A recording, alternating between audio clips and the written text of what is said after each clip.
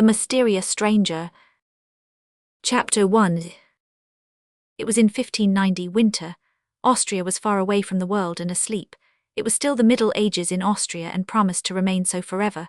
Some even set it away back centuries upon centuries and said that by the mental and spiritual clock it was still the age of belief in Austria.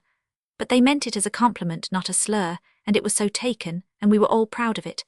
I remember it well, although I was only a boy, and I remember, too, the pleasure it gave me. Yes, Austria was far from the world, and asleep, and our village was in the middle of that sleep, being in the middle of Austria. It drowsed in peace in the deep privacy of a hilly and woodsy solitude, where news from the world hardly ever came to disturb its dreams, and was infinitely content. At its front flowed the tranquil river, its surface painted with cloud forms and the reflections of drifting arcs and stone boats. Behind it rose the woody steeps to the base of the lofty precipice. From the top of the precipice frowned a vast castle, its long stretch of towers and bastions mailed in vines. Beyond the river, a league to the left, was a tumbled expanse of forest-clothed hills, cloven by winding gorges where the sun never penetrated. And to the right, a precipice overlooked the river, and between it and the hills just spoken of lay a far-reaching plain, dotted with little homesteads nested among orchards and shade trees.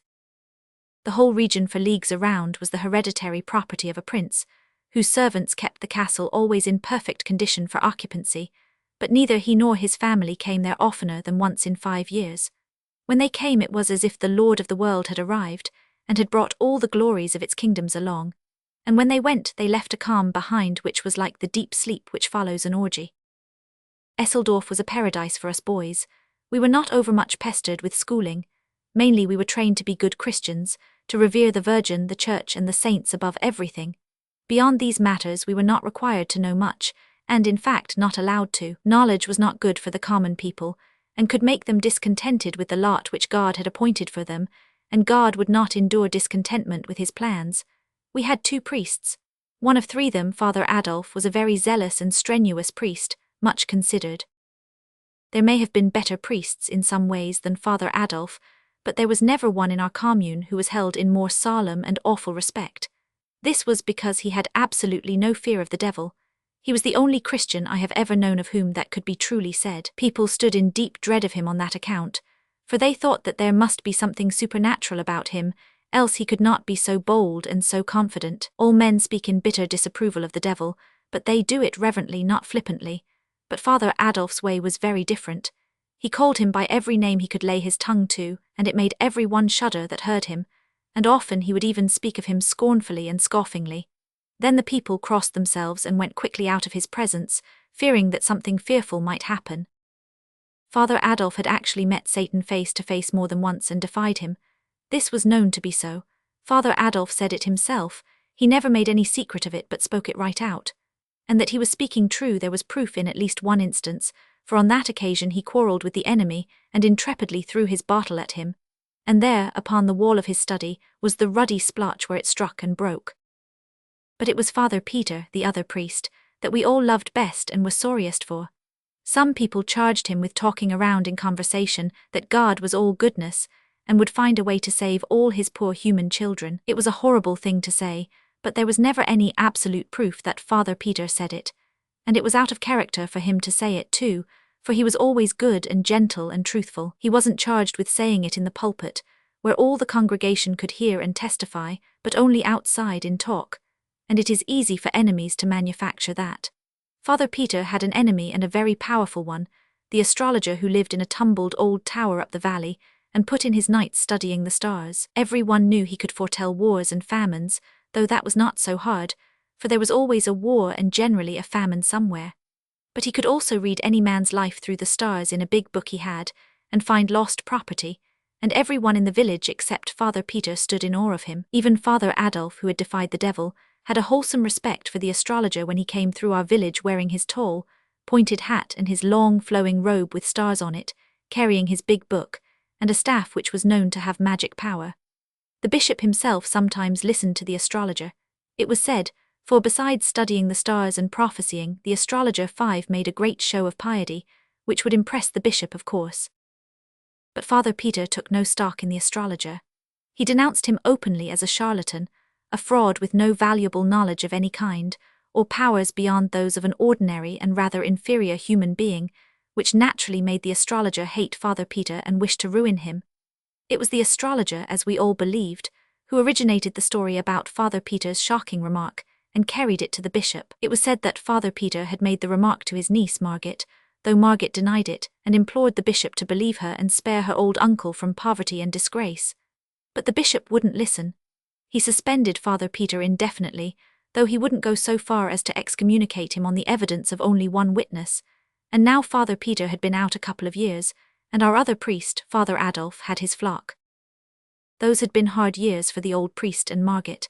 They had been favourites, but of course that changed when they came under the shadow of the bishop's frown. Many of their friends fell away entirely, and the rest became cool and distant. Margaret was a lovely girl of 18 when the trouble came, and she had the best head in the village and the most in it. She taught the harp, and earned all her clothes and pocket money by her own industry. But 6 her scholars fell off one by one now. She was forgotten when there were dances and parties among the youth of the village. The young fellows stopped coming to the house, all except Wilhelm Maidling, and he could have been spared. She and her uncle were sad and forlorn in their neglect and disgrace, and the sunshine was gone out of their lives. Matters went worse and worse all through the 2 years. Clothes were wearing out, bread was harder and harder to get. And now, at last, the very end was come. Solomon Isaacs had lent all the money he was willing to put on the house, and gave notice that tomorrow he would foreclose. Chapter 2.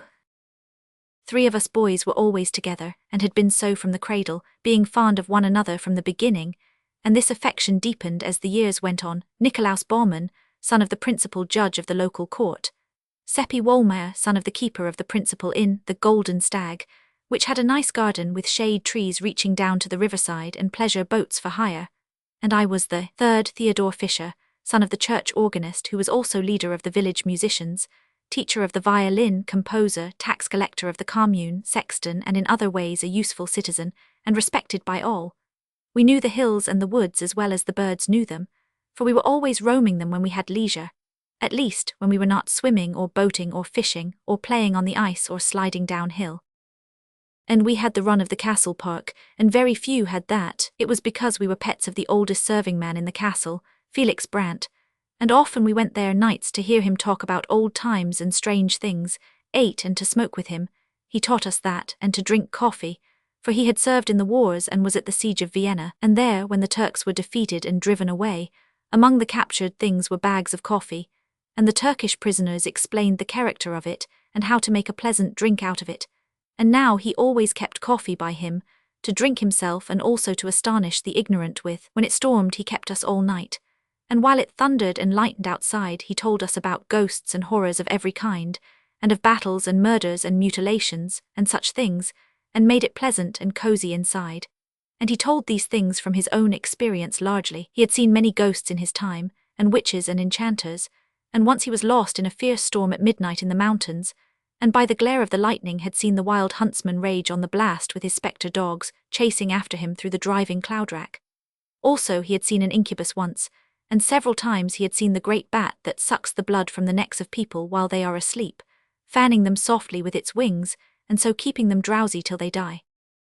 He encouraged us not to fear supernatural things, such as ghosts, and said they did no harm, but only wandered about because they were lonely and distressed, and wanted kindly notice and compassion.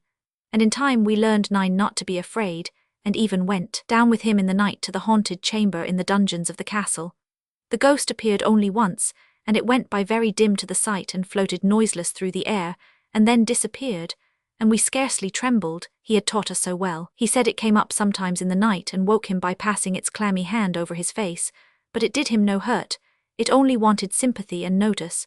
But the strangest thing was that he had seen angels, actual angels out of heaven, and had talked with them. They had no wings and wore clothes, and talked and looked and acted just like any natural person, and you would never know them for angels, except for the wonderful things they did which a mortal could not do, and the way they suddenly disappeared while you were talking with them, which was also a thing which no mortal could do. And he said they were pleasant and cheerful, not gloomy and melancholy, like ghosts. It was after that kind of a talk one May night that we got up next morning and had a good breakfast with him, and then went down and crossed the bridge and went away up into the hills on the left to a woody hilltop which was a favourite place of ours.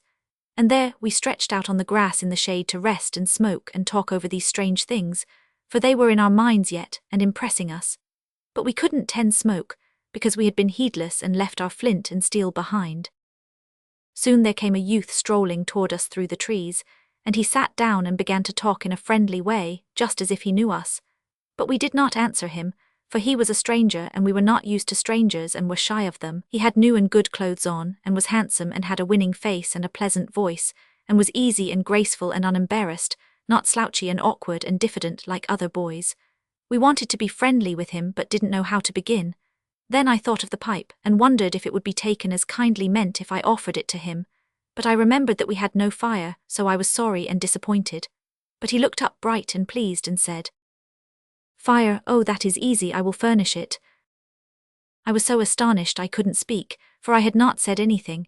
He took the pipe and blew his breath on it, and the tobacco glowed red, and spirals of blue smoke rose up. We jumped up and were going to run, for that was natural. And we did run a few steps, although he was yearningly pleading for us to stay, and giving us his word that he would not do us any harm, but only wanted to be friends with us and have company. So we stopped and stood and wanted to go back, being full of curiosity and wonder but afraid to venture.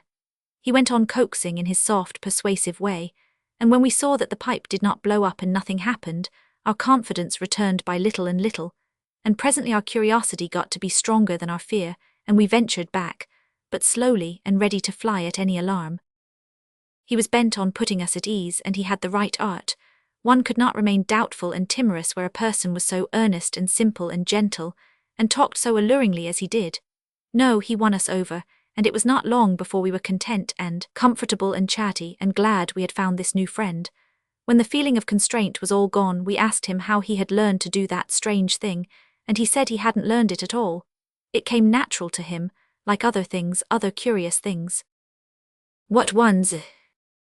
Oh, a number, I don't know how many. Will you let us see you do them? Do please, the other said. You won't run away again? No, indeed we won't. Please do, won't you? Yes, with pleasure, but you mustn't forget your promise, you know. We said we wouldn't, and he went to a puddle and came back with water in a cup which he had made out of a leaf, 12, and blew upon it and threw it out, and it was a lump of ice the shape of the cup. We were astonished and charmed but not afraid any more. We were very glad to be there and asked him to go on and do some more things. And he did. He said he would give us any kind of fruit we liked, whether it was in season or not. We all spoke at once. Orange. Apples. Grapes. They are in your pockets, he said, and it was true. And they were of the best too, and we ate them and wished we had more, though none of us said so. You will find them where those came from, he said, and everything else your appetites call for, and you need not name the thing you wish. As long as I am with you, you have only to wish and find. And he said true, there was never anything so wonderful and so interesting. Bread, cakes, sweets, nuts, whatever one wanted, it was there. He ate nothing himself but sat and chatted and did one curious thing after another to amuse us. He made a tiny toy squirrel out of clay, and it ran up a tree and sat on a limb overhead and barked down at us. Then he made a dog that was not much larger than a mouse, and it treed the squirrel and danced about the tree, excited and barking, and was as alive as any dog 13 could be. It frightened the squirrel from tree to tree and followed it up until both were out of sight in the forest. He made birds out of clay and set them free, and they flew away, singing. At last I made bold to ask him to tell us who he was. An angel, he said quite simply, and set another bird free and clapped his hands and made it fly away. A kind of awe fell upon us when we heard him say that, and we were afraid again. But he said we need not be troubled. There was no occasion for us to be afraid of an angel, and he liked us anyway. He went on chatting as simply and unaffectedly as ever. And while he talked, he made a crowd of little men and women the size of your finger, and they went diligently to work and cleared and levelled off a space a couple of yards square in the grass, and began to build a cunning little castle in it, the women mixing the mortar and carrying it up the scaffoldings in pails on their heads, just as our workwomen have always done, and the men laying the courses of masonry, 500 of these toy people swarming briskly about and working diligently, and wiping the sweat off their faces as natural as life, in the absorbing interest of watching those 500 little people make the castle grow step by step and course by course, and take shape and symmetry. That feeling and awe soon passed away, and we were quite comfortable, and at home again. We asked if we might 14 make some people, and he said yes, and told Seppi to make some cannon for the walls, and told Nicolaus to make some halberdiers with breastplates and greaves and helmets, and I was to make some cavalry with horses, and in allotting these tasks he called us by our names, but did not say how he knew them. Then Seppi asked him what his own name was, and he said, tranquilly, Satan, and held out a chip and caught a little woman on it who was falling from the scaffolding and put her back where she belonged, and said, "She is an idiot to step backward like that, and not notice what she is about." It caught us suddenly, that name did, and our work dropped out of our hands and broke to pieces, a cannon, a halberdier, and a horse. Satan laughed and asked what was the matter. I said, nothing, only it seemed a strange name for an angel. He asked why. Because it's his name, you know. Yes, he is my uncle. He said it placidly, but it took our breath for a moment and made our hearts beat. He did not seem to notice that, but mended our halberdiers and things with a touch, handing them to us finished, and said, "Don't you remember? He was an angel himself once." "Yes, it's true," said Seppi. "I didn't think of that. Before the fall he was blameless." "Yes," said Nicolaus, "he was without sin." "It is a good family, ours," said Satan. "There is not a better. He is the only member of it that has ever sinned." I should not be able to make anyone understand how exciting it all was. You know, that kind of quiver that trembles around through you when you are seeing something so strange and enchanting and wonderful that it is just a fearful joy to be alive and look at it. And you know how you gaze, and your lips turn dry and your breath comes short, but you wouldn't be anywhere but there, not for the world. I was bursting to ask one question. I had it on my tongue's end and could hardly hold it back, but I was ashamed to ask it. It might be a rudeness. Satan set an ox down that he had been making and smiled up at me and said, "It wouldn't be a rudeness, and I should forgive it if it was. Have I seen him? Millions of times. From the time that I was a little child, 1,000 years old, I was his second favorite among the nursery angels of our blood and lineage, to use a human phrase. Yes, from that time until the fall, 8,000 years, measured as you count time." 8,000. Yes, he turned to Seppi and went on as if answering something that was in Seppi's mind. "Why, naturally I look like a boy, for that is what I am.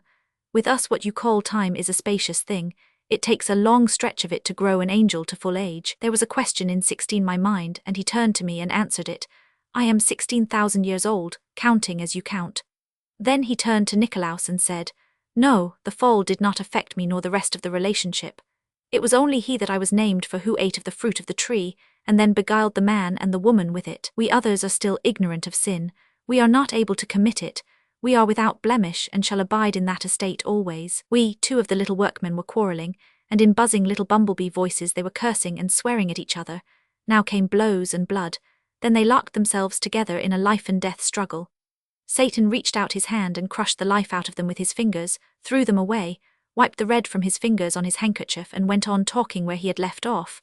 "We cannot do wrong, neither have we any disposition to do it, for we do not know what it is." It seemed a strange speech in the circumstances, but we barely noticed that. We were so shocked and grieved at the wanton murder he had committed. For murder it was, that was its true name, and it was without palliation or excuse, for the men had not wronged him in any way. It made us miserable, for we loved him, and had thought him so noble and so beautiful and gracious, and had honestly believed he was an angel. And to have him do this cruel thing, it lowered him so, and we had had such 17 pride in him. He went right on talking, just as if nothing had happened, telling about his travels, and the interesting things he had seen in the big worlds of our solar system, and of other solar systems far away in the remotenesses of space, and about the customs of the immortals that inhabit them, somehow fascinating us, enchanting us, charming us in spite of the pitiful scene that was now under our eyes.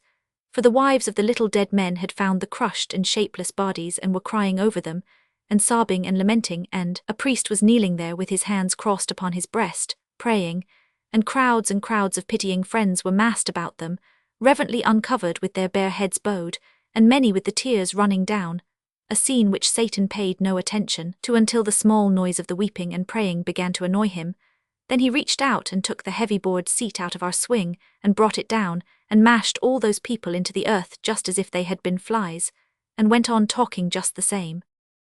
An angel and kill a priest, An angel who did not know how to do wrong, and yet destroys in cold blood hundreds of helpless poor men and women who had never done him any harm.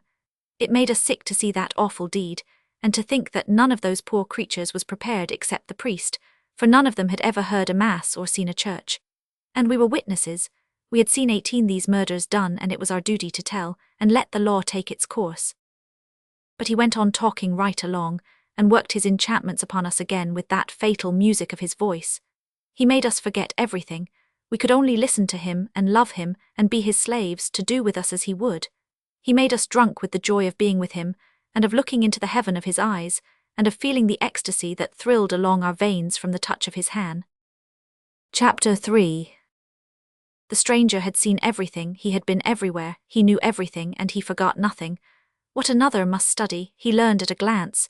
There were no difficulties for him, and he made things live before you when he told about them. He saw the world made, he saw Adam created, he saw Samson surge against the pillars and bring the temple down in ruins about him, he saw Caesar's death, he told of the daily life in heaven, he had seen the damned writhing in the red waves of hell, and he made us see all these things, and it was as if we were on the spot and looking at them with our own eyes, and we felt them too, but there was no sign that they were anything to him beyond mere entertainments.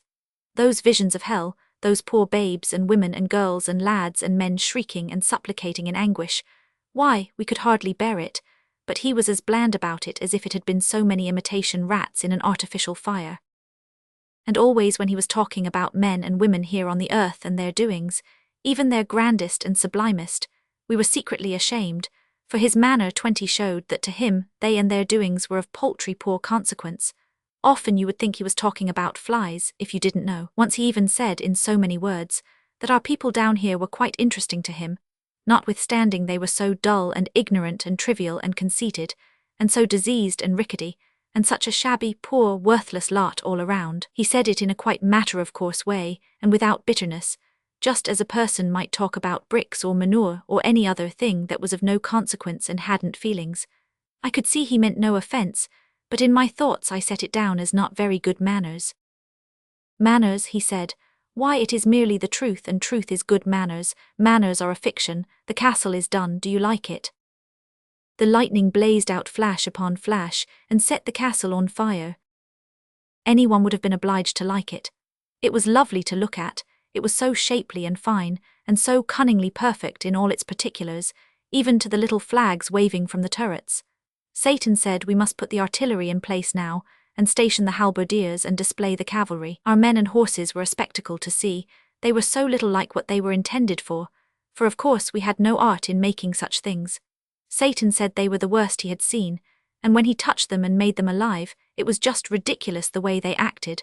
On account of their legs not being of uniform 21 lengths, they reeled and sprawled around as if they were drunk, and endangered everybody's lives around them, and finally fell over and lay helpless and kicking. It made us all laugh, though it was a shameful thing to see. The guns were charged with dirt to fire a salute, but they were so crooked and so badly made that they all burst when they went off, and killed some of the gunners and crippled the others. Satan said we would have a storm now, and an earthquake if we liked, but we must stand off a piece out of danger. We wanted to call the people away too, but he said never mind them. They were of no consequence, and we could make more some time or other if we needed them.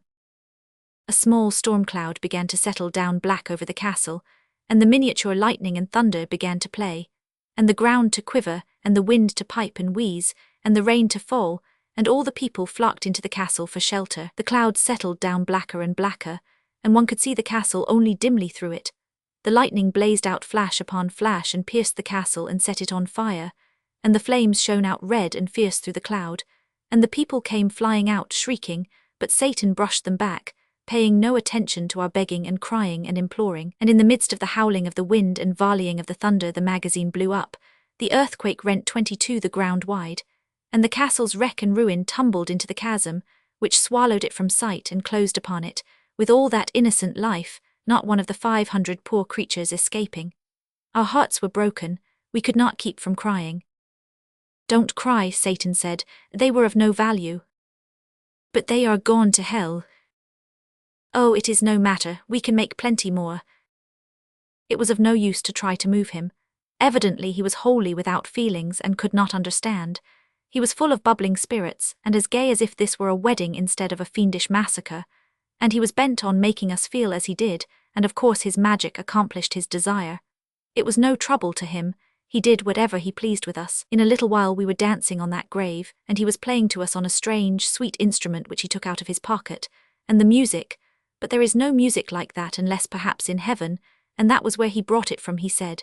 It made one mad for pleasure, and we could not take our eyes from him, and the looks that went out of our eyes came from our hearts, and their dumb speech was worship. He brought the dance from heaven too, and the bliss of paradise was in it. Presently he said he must go away on an errand, but we could not bear the thought of it and clung to him, 23, and pleaded with him to stay. And that pleased him, and he said so, and said he would not go yet but would wait a little while and we would sit down and talk a few minutes longer. And he told us Satan was only his real name, and he was to be known by it to us alone, but he had chosen another one to be called by in the presence of others. Just a common one, such as people have, Philip Traum. It sounded so odd and mean for such a being, but it was his decision and we said nothing. His decision was sufficient. We had seen wonders this day, and my thoughts began to run on the pleasure it would be to tell them when I got home, but he noticed those thoughts and said, "No, all these matters are a secret among us four.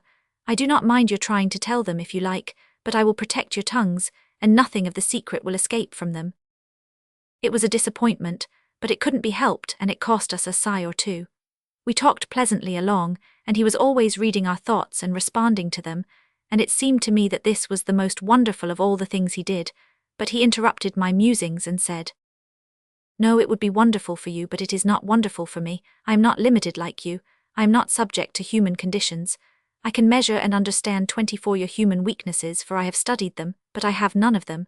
My flesh is not real, although it would seem firm to your touch. My clothes are not real. I am a spirit. Father Peter is coming." We looked around but did not see anyone. He is not in sight yet, but you will see him presently. "Do you know him, Satan?" "Knows." "Won't you talk with him when he comes? He is not ignorant and dull like us, and he would so like to talk with you. Will you?" "Another time, yes, but not now. I must go on my errand after a little. There he is now, you can see him. Sit still and don't say anything." We looked up and saw Father Peter approaching through the chestnuts. We three were sitting together in the grass, and Satan sat in front of us in the path. Father Peter came slowly along with his head down, thinking, and stopped within a couple of yards of us and took off his hat and got out his silk handkerchief, and stood there mopping his face and looking as if he were going to speak to us, but he didn't. Presently he muttered, "I can't think what brought me here. It seems as if I were in my study a minute ago. But I suppose I have been dreaming along for an hour and have come all this stretch without noticing, for I am not myself in these troubled days." Then 25 he went mumbling along to himself and walked straight through Satan, just as if nothing were there. It made us catch our breath to see it. We had the impulse to cry out, the way you nearly always do when a startling thing happens, but something mysteriously restrained us and we remained quiet, only breathing fast. Then the trees hid Father Peter after a little, and Satan said, "It is as I told you, I am only a spirit." "Yes, one perceives it now," said Nicolaus, "but we are not spirits. It is plain he did not see you, but were we invisible too? He looked at us, but he didn't seem to see us." "No, none of us was visible to him, for I wished it so. It seemed almost too good to be true, that we were actually seeing these romantic and wonderful things, and that it was not a dream. And there he sat, looking just like anybody, so natural and simple and charming, and chatting along again the same as ever, and, well, words cannot make you understand what we felt. It was an ecstasy, and an ecstasy is a thing that will not go into words. It feels like music, and one cannot tell about music so that another person can get the feeling of it. He was back in the old ages once more now, and making them live before us. He had seen so much, so much. It was just a wonder to look at him and try to think how it must seem to have such experience behind one. But it made you seem sorrowfully trivial, and the creature of a day, and such a short and paltry day, too. And he didn't say anything to raise up your drooping pride. No, not a word. He always spoke of men in the same old indifferent way, just as one speaks of bricks and manure piles and such things. You could see that they were of no consequence to him, one way or the other. He didn't mean to hurt us, you could see that, just as we don't mean to insult a brick when we disparage it. A brick's emotions are nothing to us. It never occurs to us to think whether it has any or not. Once when he was bunching the most illustrious kings and conquerors and poets and prophets and pirates and beggars together, just a brick pile, I was shamed into putting in a word for man, and asked him why he made so much difference between men and himself. He had to struggle with that a moment. He didn't seem to understand how I could ask such a strange question. Then he said, "The difference between man and me, the difference between a mortal and an immortal, between a cloud and a spirit." He picked up a woodlouse that was creeping along a piece of bark. "What is the difference between CSR and this?" I said, "One cannot compare things which by their nature, and by the interval between them, are not comparable." "You have answered your own question," he said. "I will expand it. Man is made of dirt. I saw him made. I am not made of dirt. Man is a museum of diseases, a home of impurities. He comes today and is gone tomorrow. He begins as dirt and departs as stench. I am of the aristocracy of the imperishables. And man has the moral sense. You understand, he has the moral sense. That would seem to be difference enough between us all by itself." He stopped there as if that settled the matter. I was sorry, for at that time I had but a dim idea of what the moral sense was. I merely knew that we were proud of having it, and when he talked like that about it, it wounded me, and I felt as a girl feels who thinks her dearest finery is being admired, and then overhears strangers making fun of it. For a while we were all silent, and I, for one, was depressed. Then Satan began to chat again, and soon he was sparkling along in such a cheerful and vivacious vein that my spirits rose once more. He told some very cunning things that put us in a gale of laughter, and when he was telling about the time that Samson tied the torches to the foxes' tails and set them loose in the Philistines' corn, and Samson sitting on the fence slapping his thighs and laughing, with the tears running down his cheeks, and lost his balance and fell off the fence, the memory of that picture got him to laughing too, and we did have a most lovely and jolly time. By and by he said, "I am going on my errand now." "Don't," we all said. "Don't go, stay with us, you won't come back." "Yes, I will, I give you my word." "When? Tonight, say when." "It won't be long, you will see." "We like you." "And I you, and as a proof of it I will show you something fine to see. Usually when I go I merely vanish, but now I will dissolve myself and let you see me do it." He stood up and it was quickly finished. He thinned away until he was a soap bubble, except that he kept his shape. You could see the bushes through him as clearly as you see things through a soap bubble, and all over him played and flashed the delicate iridescent colors of the bubble, and along with them was that thing shaped like a window sash which you always see on the globe of the bubble. You have seen a bubble strike the carpet and lightly bound along 2 or 3 times before it bursts. He did that. He sprang, touched the grass, bounded, floated along, touched again, and so on, and presently exploded, puff, and in his place was vacancy. It was a strange and beautiful thing to see. We did not say anything, but sat wondering and dreaming and blinking, and finally Seppi roused up and said, mournfully sighing, "I suppose none of it has happened."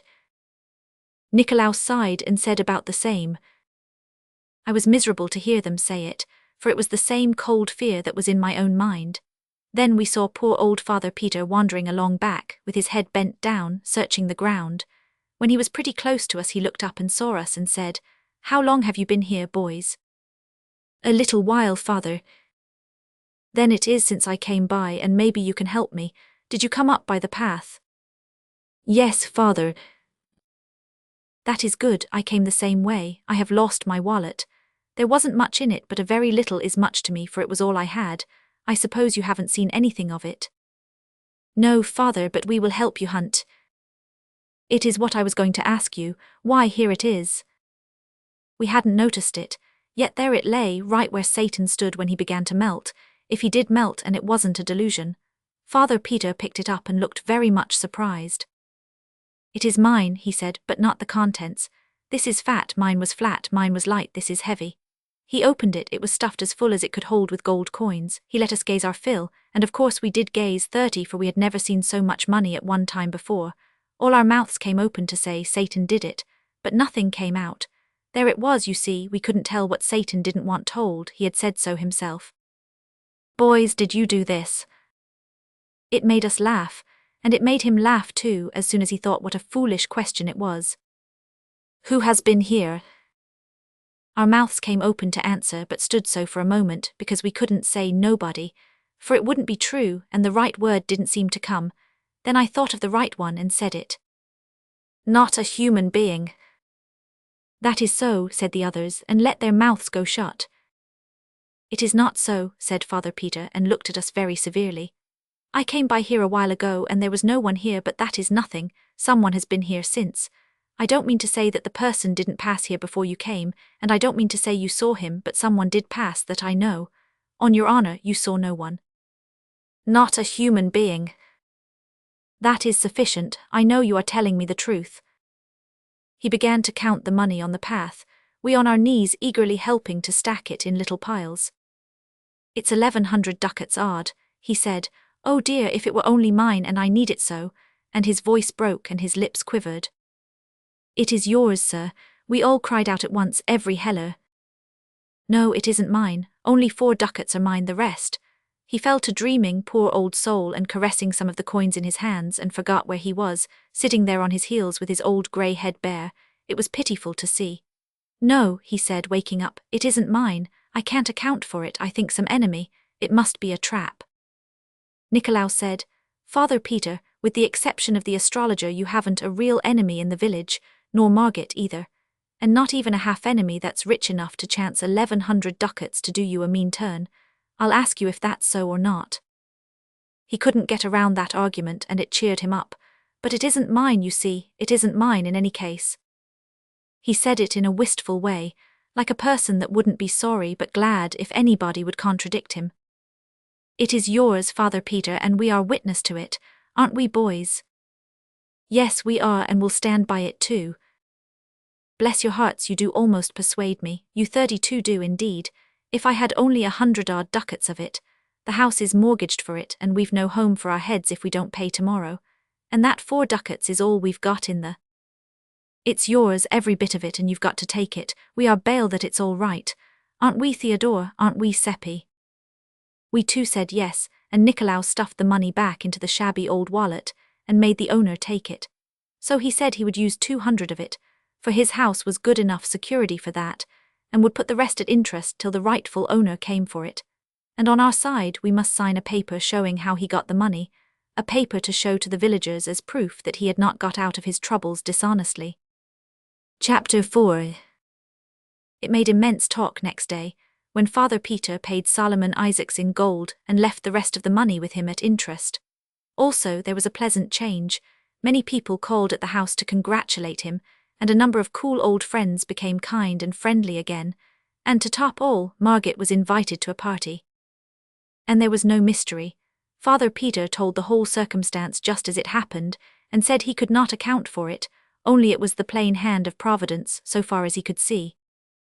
1 or 2 shook their heads, and said privately, it looked more like the hand of Satan, and really that seemed a surprisingly good guess for ignorant people like that. Some came slyly buzzing around and tried to coax us boys to come out and tell the truth, and promised they wouldn't ever tell, but only wanted to know for their own satisfaction, because the whole thing was so curious. They even wanted to buy the secret and pay money for it, and if we could have invented something that would answer, but we couldn't. We hadn't the ingenuity, so we had to let the chance go by, and it was a pity. 34 we carried that secret around without any trouble, but the other one, the big one, the splendid one, burned the very vitals of us. It was so hot to get out, and we so hot to let it out and astonish people with it. But we had to keep it in fact it kept itself in. Satan said it would, and it did. We went off every day and got to ourselves in the woods so that we could talk about Satan, and really that was the only subject we thought of or cared anything about. And day and night we watched for him and hoped he would come, and we got more and more impatient all the time. We hadn't any interest in the other boys anymore, and wouldn't take part in their games and enterprises. They seemed so tame after Satan, and their doings so trifling and commonplace after his adventures in antiquity and the constellations, and his miracles and meltings and explosions and all that. During the first day we were in a state of anxiety on account of one thing, and we kept going to Father Peter's house on one pretext or another to keep track of it. That was the gold coin. We were afraid it would crumble and turn to dust like fairy money. If it did, but it didn't. At the end of the day no complaint had been made about it, so after that we were satisfied that it was real gold and dropped the anxiety out of our minds. There was a question which we wanted to ask Father Peter, and finally we went there the second evening, A35 little diffidently after drawing straws, and I asked it as casually as I could, though it did not sound as casual as I wanted, because I didn't know how. "What is the moral sense, sir?" He looked down, surprised, over his great spectacles and said, "Why, it is the faculty which enables us to distinguish good from evil." It threw some light but not a glare, and I was a little disappointed, also to some degree embarrassed. He was waiting for me to go on, so in default of anything else to say I asked, "Is it valuable?" "Valuable, heavens! Lad, it is the one thing that lifts man above the beasts that perish and makes him heir to immortality." This did not remind me of anything further to say, so I got out with the other boys, and we went away with that indefinite sense you have often had of being filled but not fatted. They wanted me to explain, but I was tired. We passed out through the parlour, and there was Margit at the spinet teaching Marie Luger. So one of the deserting pupils was back, and an influential one too. The others would follow. Margit jumped up and ran and thanked us again with tears in her eyes. This was the third time, for saving her and her uncle from being turned into the street, and we told her again we hadn't done it. But that was her way, she never could be grateful enough 36 for anything a person did for her, so we let her have her say. And as we passed through the garden, there was Wilhelm Maidling sitting there waiting, for it was getting toward the edge of the evening, and he would be asking Margit to take a walk along the river with him when she was done with the lesson. He was a young lawyer, and succeeding fairly well and working his way along, little by little. He was very fond of Margit and she of him. He had not deserted along with the others but had stood his ground all through. His faithfulness was not lost on Margit and her uncle. He hadn't so very much talent, but he was handsome and good, and these are a kind of talents themselves and help along. He asked us how the lesson was getting along, and we told him it was about done. And maybe it was so. We didn't know anything about it, but we judged it would please him, and it did, and didn't cost us anything. Chapter 5. On the fourth day comes the astrologer from his crumbling old tower up the valley, where he had heard the news, I reckon. He had a private talk with us, and we told him what we could, for we were mightily in dread of him. He sat there studying and studying a while to himself, then he asked, "How many ducats did you say?" 1107, sir." Then he said as if he were talking to himself, "It is very singular. Yes, very strange, a curious coincidence." Then he began to ask questions and went over the whole ground from the beginning, we answering. By and by he said, 1106 ducats, it is a large sum. 7, said Seppi, correcting him. "Oh, 7 was it? Of course a ducat more or less isn't of consequence, but you said 1106 before." It would not have been safe for us to say he was mistaken, but we knew he was. Nicolaus said, "We ask pardon for the mistake, but we meant to say 7. "Oh, it is no matter, lad. It was merely that I noticed the discrepancy. It is several days, and you cannot be expected to remember precisely. One is apt to be inexact when there is no particular circumstance to impress the count upon the memory." "But there was one, sir," said Seppi eagerly. "What was it, my son?" asked the astrologer indifferently. First we all counted the piles of coin, each in turn, and all made it the same, 1106. But I had slipped one out for fun when the count began, and now I slipped it back and said, "I think there is a mistake. There are 1107, let us count again." We did, and of course I was right. They were astonished, then I told how it came about. The astrologer asked us if this was so, and we said it was. "That settles it," he said. "I know the thief now. Lads, the money was stolen." On the fourth day comes the astrologer from his crumbling old tower. Then he went away, leaving us very much troubled, and wondering what he could mean. In about an hour we found out, for by that time it was all over the village that Father Peter had been arrested for stealing a great sum of money from the astrologer. Everybody's tongue was loose and going. Many said it was not in Father Peter's character, and must be a mistake.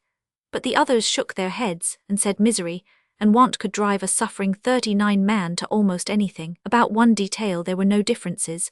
All agreed that Father Peter's account of how the money came into his hands was just about unbelievable. It had such an impossible look.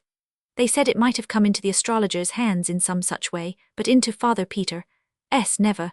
Our characters began to suffer now. We were Father Peter's only witnesses. How much did he probably pay us to back up his fantastic tale? People talked that kind of talk to us pretty freely and frankly, and were full of scoffings when we begged them to believe really we had told only the truth. Our parents were harder on us than anyone else. Our fathers said we were disgracing our families, and they commanded us to purge ourselves of our lie.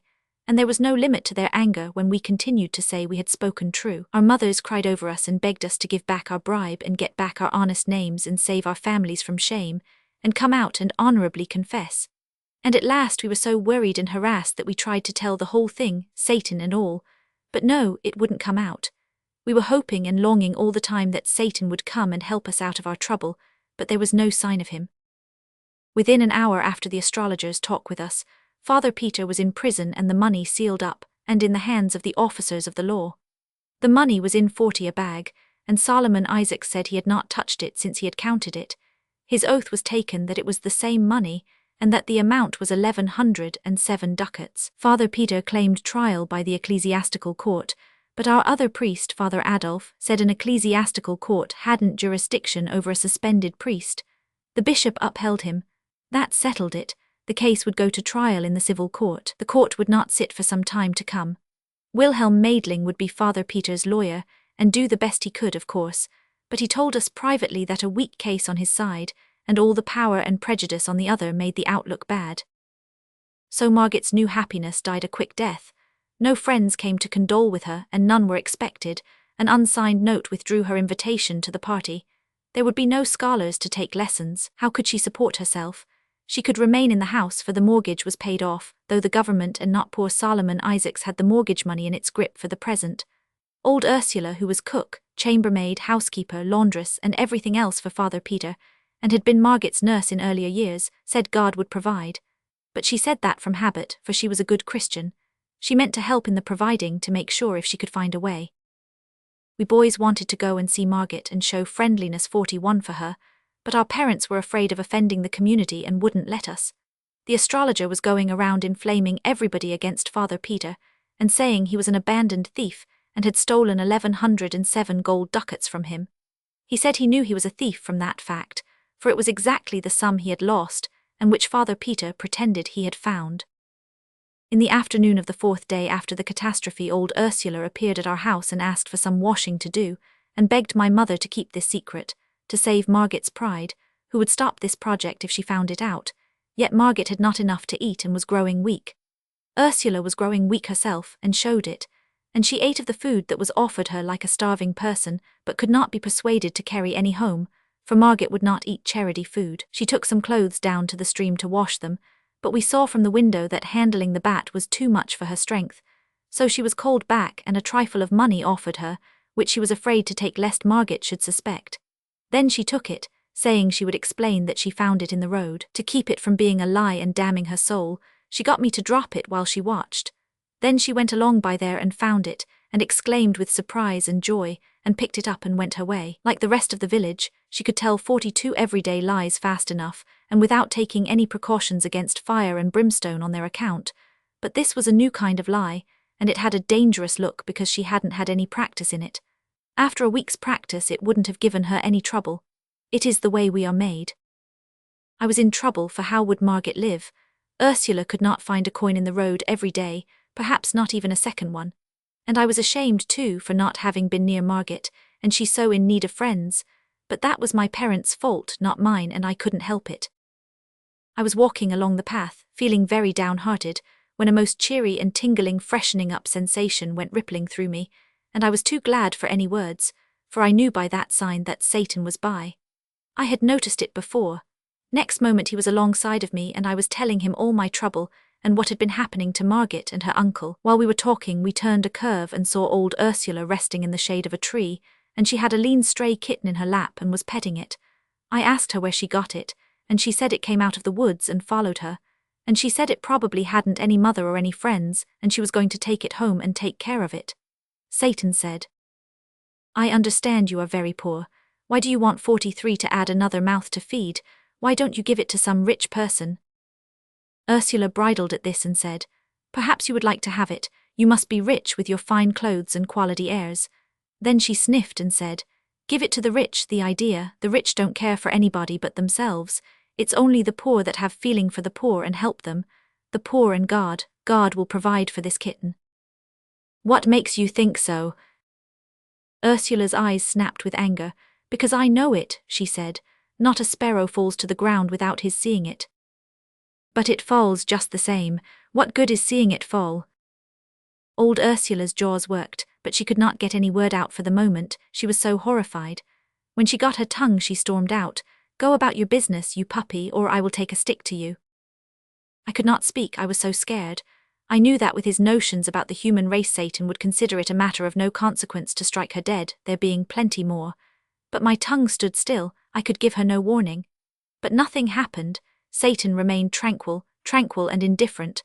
I suppose he could not be insulted by Ursula any more than the king could be 44 insulted by a tumblebug. The old woman jumped to her feet when she made her remark, and did it as briskly as a young girl. It had been many years since she had done the like of that. That was Satan's influence. He was a fresh breeze to the weak and the sick wherever he came. His presence affected even the lean kitten, and it skipped to the ground and began to chase a leaf. This surprised Ursula, and she stood looking at the creature and nodding her head wonderingly, her anger quite forgotten. "What's come over it?" she said. "A while ago it could hardly walk." "You have not seen a kitten of that breed before," said Satan.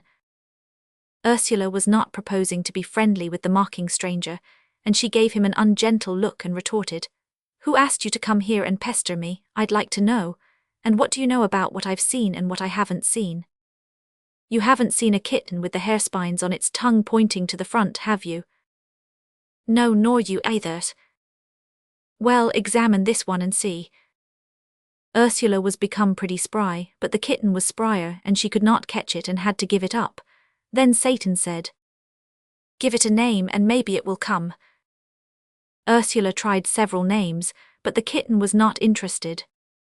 "Call it Agnes, try that." The creature answered to the name and came.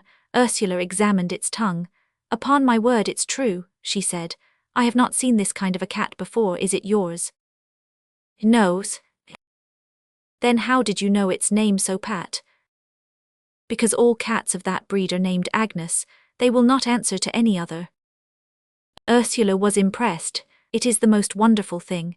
Then a shadow of trouble came into her face, for her superstitions were aroused, and she reluctantly put the creature down, saying, "I suppose I must let it go. I am not afraid."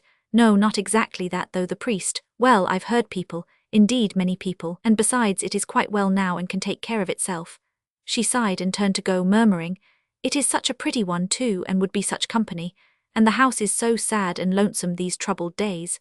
Miss Margit so mournful and just a shadow, and the old master shut up in jail." "It seems a pity not to keep it," said Satan.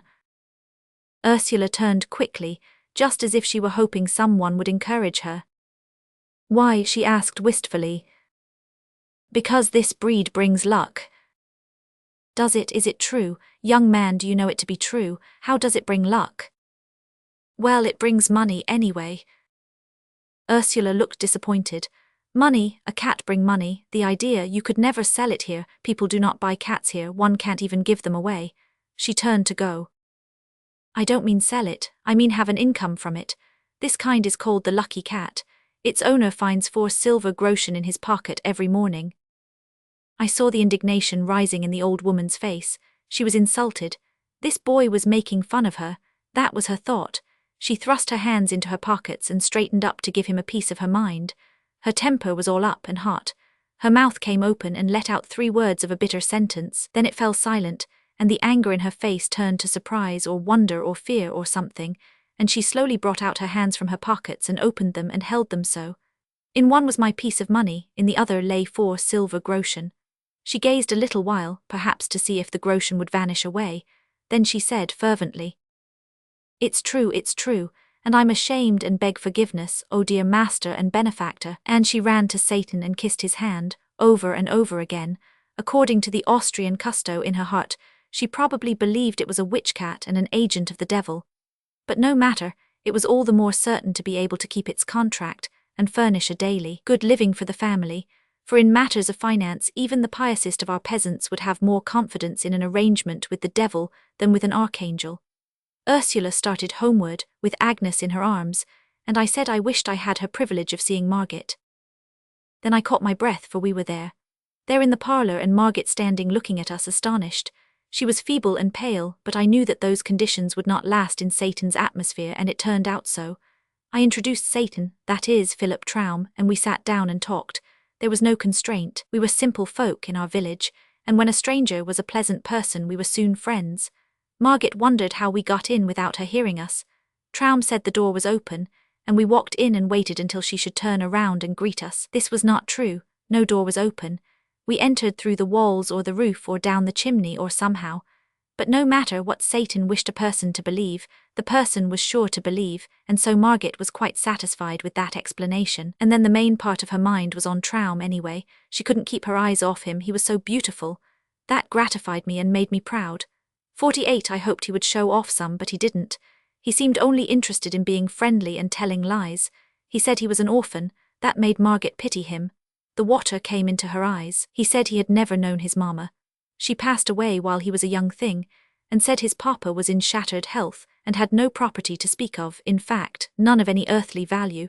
But he had an uncle in business down in the tropics, and he was very well off and had a monopoly, and it was from this uncle that he drew his support. The very mention of a kind uncle was enough to remind Margit of her own, and her eyes filled again. She said she hoped their two uncles would meet some day. It made me shudder. Philip said he hoped so too, and that made me shudder again.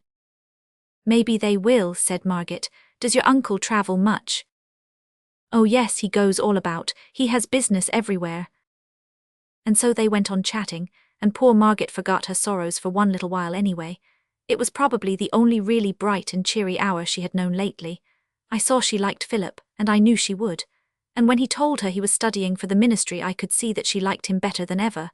And then, when he promised to get her admitted to the jail so that she could see her uncle, that was the capstone. He said he would give the guards a little present, and she must 49 always go in the evening after dark and say nothing, but just show this paper and pass in and show it again when you come out.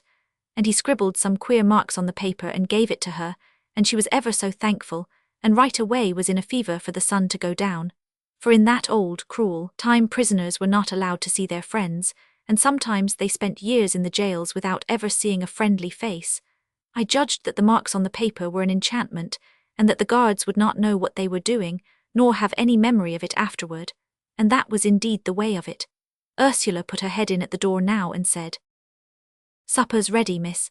Then she saw us and looked frightened, and motioned me to come to her, which I did, and she asked if we had told about the cat.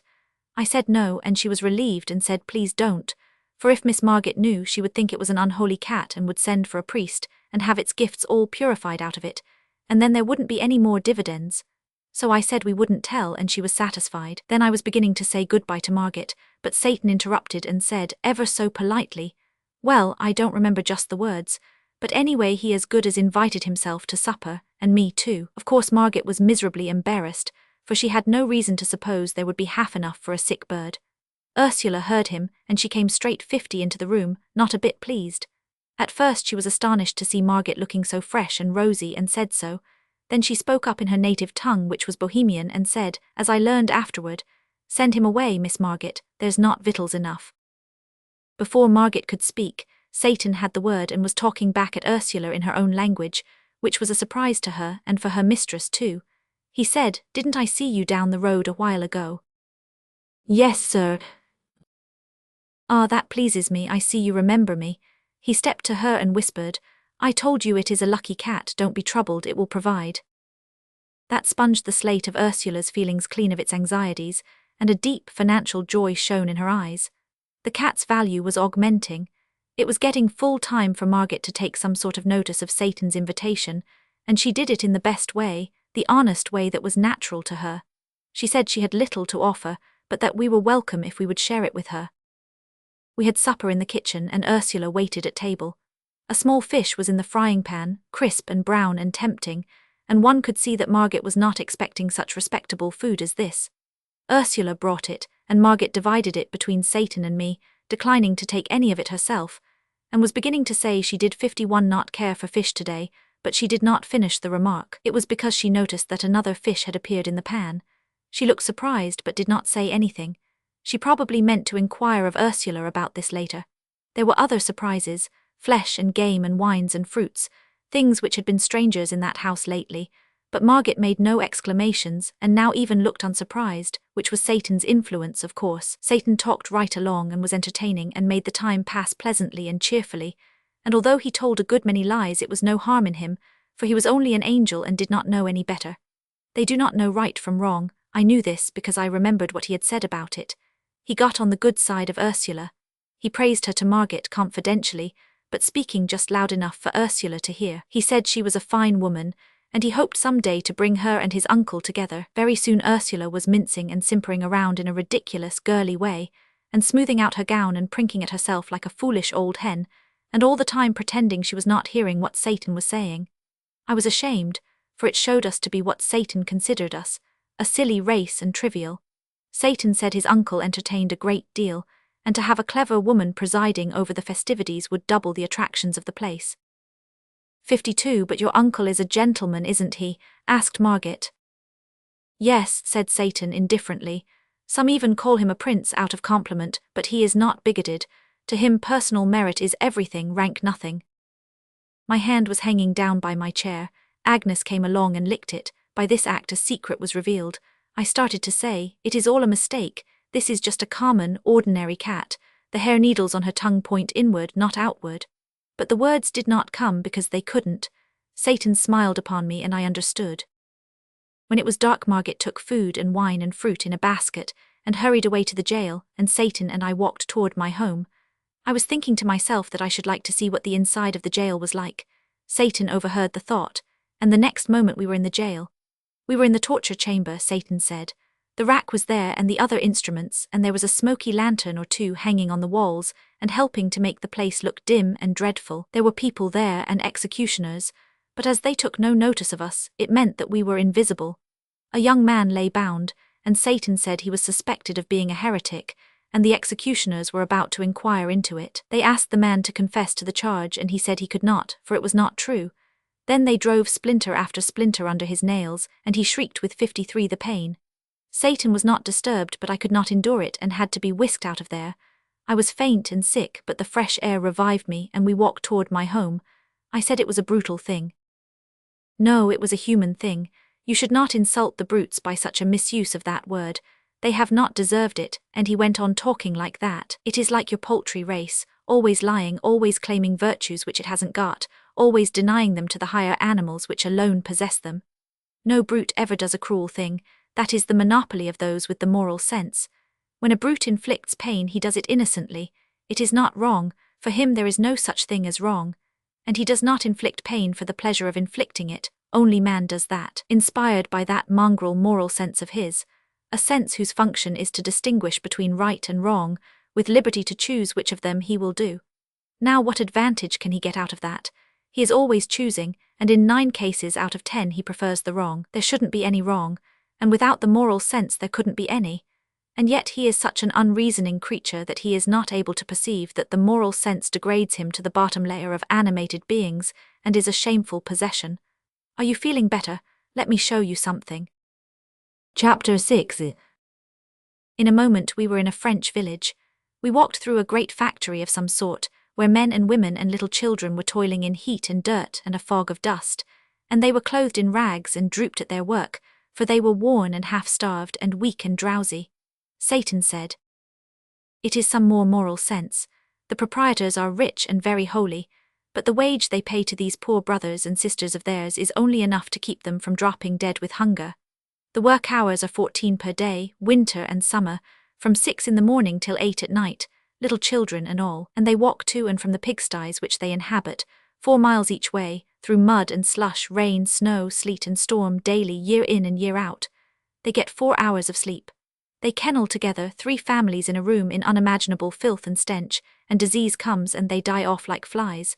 Have they committed a crime, these mangy things? No. What have they done that they are punished so? Nothing at all, except getting 55 themselves born into your foolish race. You have seen how they treat a misdoer there in the jail, now you see how they treat the innocent and the worthy. Is your race logical? Are these ill-smelling innocents better off than that heretic? Indeed, no. His punishment is trivial compared with theirs. They broke him on the wheel and smashed him to rags and pulp after we left, and he is dead now and free of your precious race. But these poor slaves here, why, they have been dying for years, and some of them will not escape from life for years to come. It is the moral sense which teaches the factory proprietors the difference between right and wrong. You perceive the result. They think themselves better than dogs. Ah, you are such an illogical, unreasoning race. And poultry, oh, unspeakably. Then he dropped all seriousness and just overstrained himself making fun of us, and deriding our pride in our warlike deeds, our great heroes, our imperishable fames, our mighty kings, our ancient aristocracies, our venerable history, and laughed till it was enough to make a person sick to hear him, and finally he sobered a little and said, "But, after all, it is not all ridiculous. There is a sort of pathos about it when one remembers how few are your days, how childish your pomps, and what shadows you are." Presently all things vanished suddenly from my sight, 56, and I knew what it meant. The next moment we were walking along in our village, and down toward the river I saw the twinkling lights of the Golden Stag. Then in the dark I heard a joyful cry. "He's come again." It was Seppi Wohlmeyer. He had felt his blood leap, and his spirits rise in a way that could mean only one thing, and he knew Satan was near although it was too dark to see him. He came to us and we walked along together, and Seppi poured out his gladness like water. It was as if he were a lover and had found his sweetheart who had been lost. Seppi was a smart and animated boy and had enthusiasm and expression, and was a contrast to Nikolaus and me. He was full of the last new mystery, now, the disappearance of Hans Oppert, the village loafer. People were beginning to be curious about it, he said. He did not say anxious, curious was the right word and strong enough. No one had seen Hans for a couple of days. "Not since he did that brutal thing, you know," he said. "What brutal thing?" It was Satan that asked. "Well, he is always clubbing his dog, which is a good dog and his only friend and is faithful and loves him, and does no one any harm.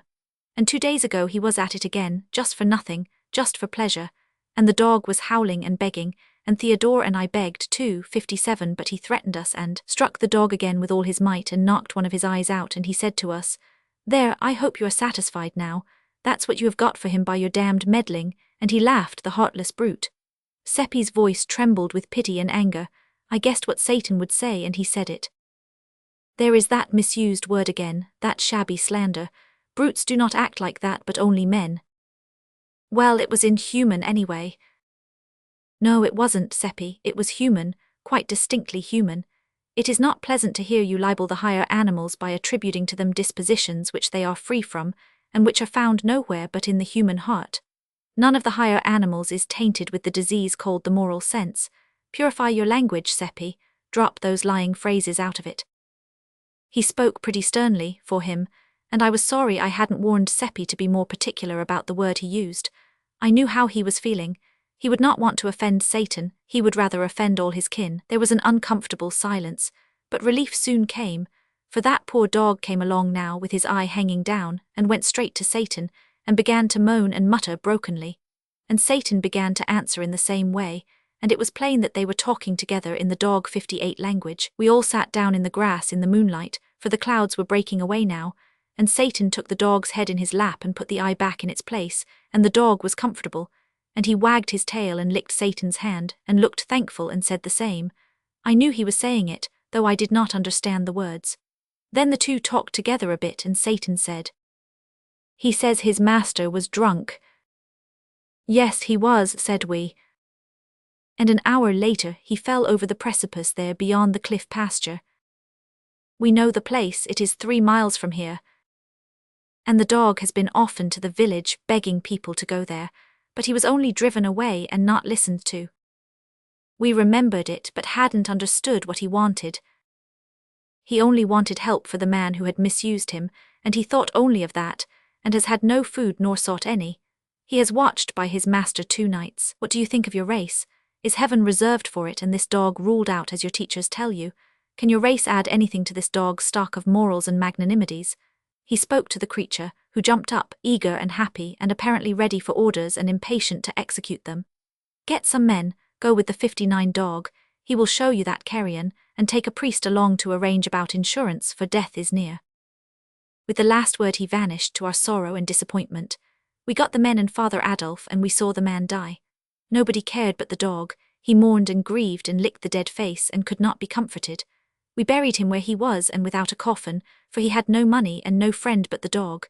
If we had been an hour earlier, the priest would have been in time to send that poor creature to heaven, but now he was gone down into the awful fires to burn forever. It seemed such a pity that in a world where so many people have difficulty to put in their time, 1 little hour could not have been spared for this poor creature who needed it so much, and to whom it would have made the difference between eternal joy and eternal pain. It gave an appalling idea of the value of an hour, and I thought I could never waste one again without remorse and terror.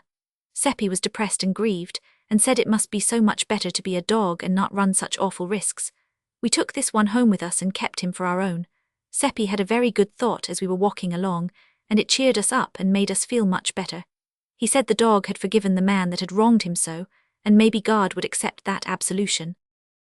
There was a very dull week now, for Satan did not 60 come, nothing much was going on, and we boys could not venture to go and see Margit, because the nights were moonlit and our parents might find us out if we tried. But we came across Ursula a couple of times taking a walk in the meadows beyond the river to air the cat, and we learned from her that things were going well. She had natty new clothes on and bore a prosperous look. The 4 groschen a day were arriving without a break, but were not being spent for food and wine and such things. The cat attended to all that. Margit was enduring her forsakenness and isolation fairly well, all things considered, and was cheerful, by help of Wilhelm Maidling. She spent an hour or 2 every night in the jail with her uncle, and had fattened him up with the cat's contributions, but she was curious to know more about Philip Traum, and hoped I would bring him again. Ursula was curious about him herself, and asked a good many questions about his uncle. It made the boys laugh, for I had told them the nonsense Satan had been stuffing her with. She got no satisfaction out of us, our tongues being tied. Margit was cheerful by help of Wilhelm Maidling. Ursula gave us a small item of information. Money being plenty now, she had taken on a servant to help about the house and run errands. She tried to tell it in a commonplace, matter-of-course way, but she was so set up by it, and so vain of it that her pride in it leaked out pretty 61 plainly. It was beautiful to see her veiled delight in this grandeur, poor old thing, but when we heard the name of the servant we wondered if she had been altogether wise.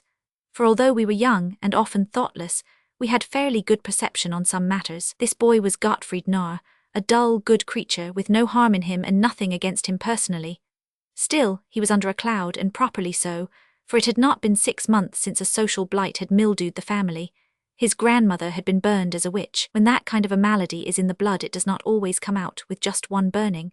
Just now was not a good time for Ursula and Margit to be having dealings with a member of such a family, for the witch terror had risen higher during the past year than it had ever reached in the memory of the oldest villagers.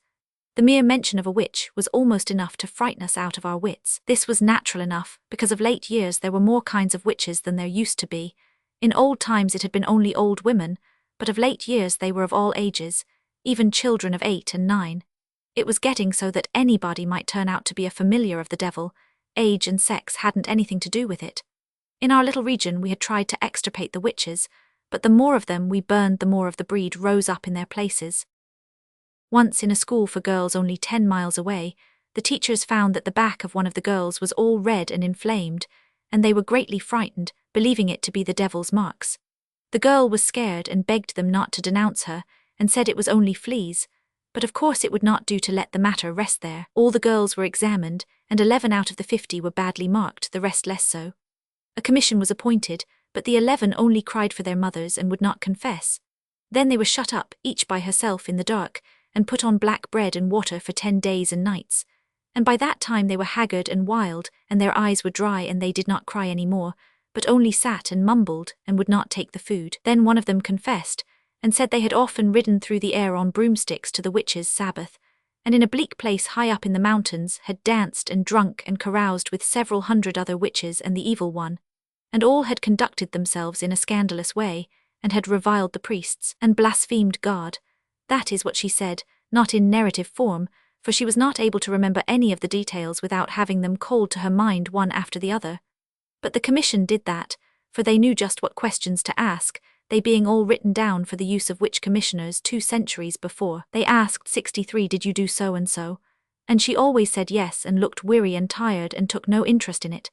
And so when the other 10 heard that this one confessed, they confessed too and answered yes to the questions. Then they were burned at the stake altogether, which was just and right, and everybody went from all the countryside to see it. I went too, but when I saw that one of them was a Barney, sweet girl I used to play with, and looked so pitiful there chained to the stake, and her mother crying over her and devouring her with kisses and clinging around her neck, and saying, oh my God, it was too dreadful, and I went away. It was bitter cold weather when Gottfried's grandmother was burned. It was charged that she had cured bad headaches by kneading the person's head and neck with her fingers, as she said, but really by the devil's help, as everybody knew. They were going to examine her, but she stopped them, and confessed straight off that her power was from the devil. So they appointed to burn her next morning early in our market square. The officer who was to prepare the fire was there first, and prepared it. She was there next, brought by the constables, who left her and went to fetch another witch. Her family did not come with her. They might be reviled, maybe stoned if the people were excited. I came and gave her an apple. She was squatting at the fire, warming herself and waiting, and 64 her old lips and hands were blue with the cold. A stranger came next. He was a traveller passing through, and he spoke to her gently, and seeing nobody but me there to hear, said he was sorry for her. And he asked if what she confessed was true, and she said no. He looked surprised and still more sorry then, and asked her, "Then why did you confess?" "I am old and very poor," she said, "and I work for my living. There was no way but to confess. If I hadn't, they might have set me free. That would ruin me, for no one would forget that I had been suspected of being a witch, and so I would get no more work, and wherever I went they would set the dogs on me. In a little while I would starve. The fire is best, it is soon over. You have been good to me, you two, and I thank you."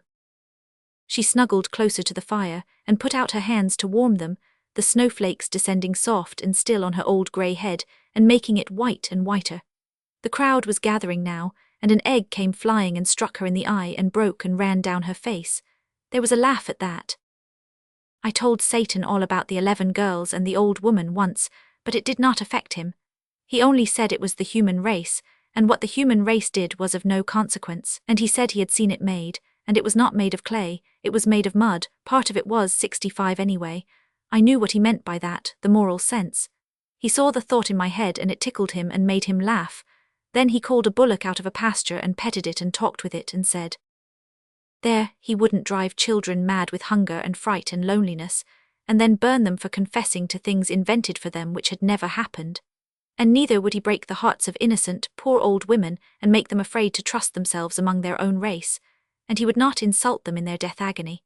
For he is not besmirched with the moral sense, but is as the angels are, and knows no wrong, and never does it."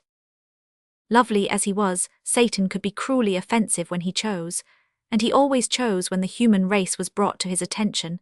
He always turned up his nose at it, and never had a kind word for it.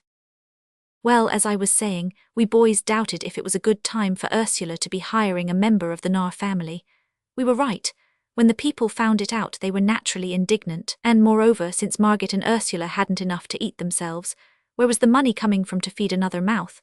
That is what they wanted to know, and in order to find out they stopped avoiding Gottfried and began to seek his society and have sociable conversations with him. He was pleased, not 66 thinking any harm and not seeing the trap, and so he talked innocently along and was no discreeter than a cow. "Money," he said, "they've got plenty of it. They pay me 2 groschen a week besides my keep, and they live on the fat of the land, I can tell you. The prince himself can't beat their table." This astonishing statement was conveyed by the astrologer to Father Adolf on a Sunday morning when he was returning from Mass. He was deeply moved and said, "This must be looked into."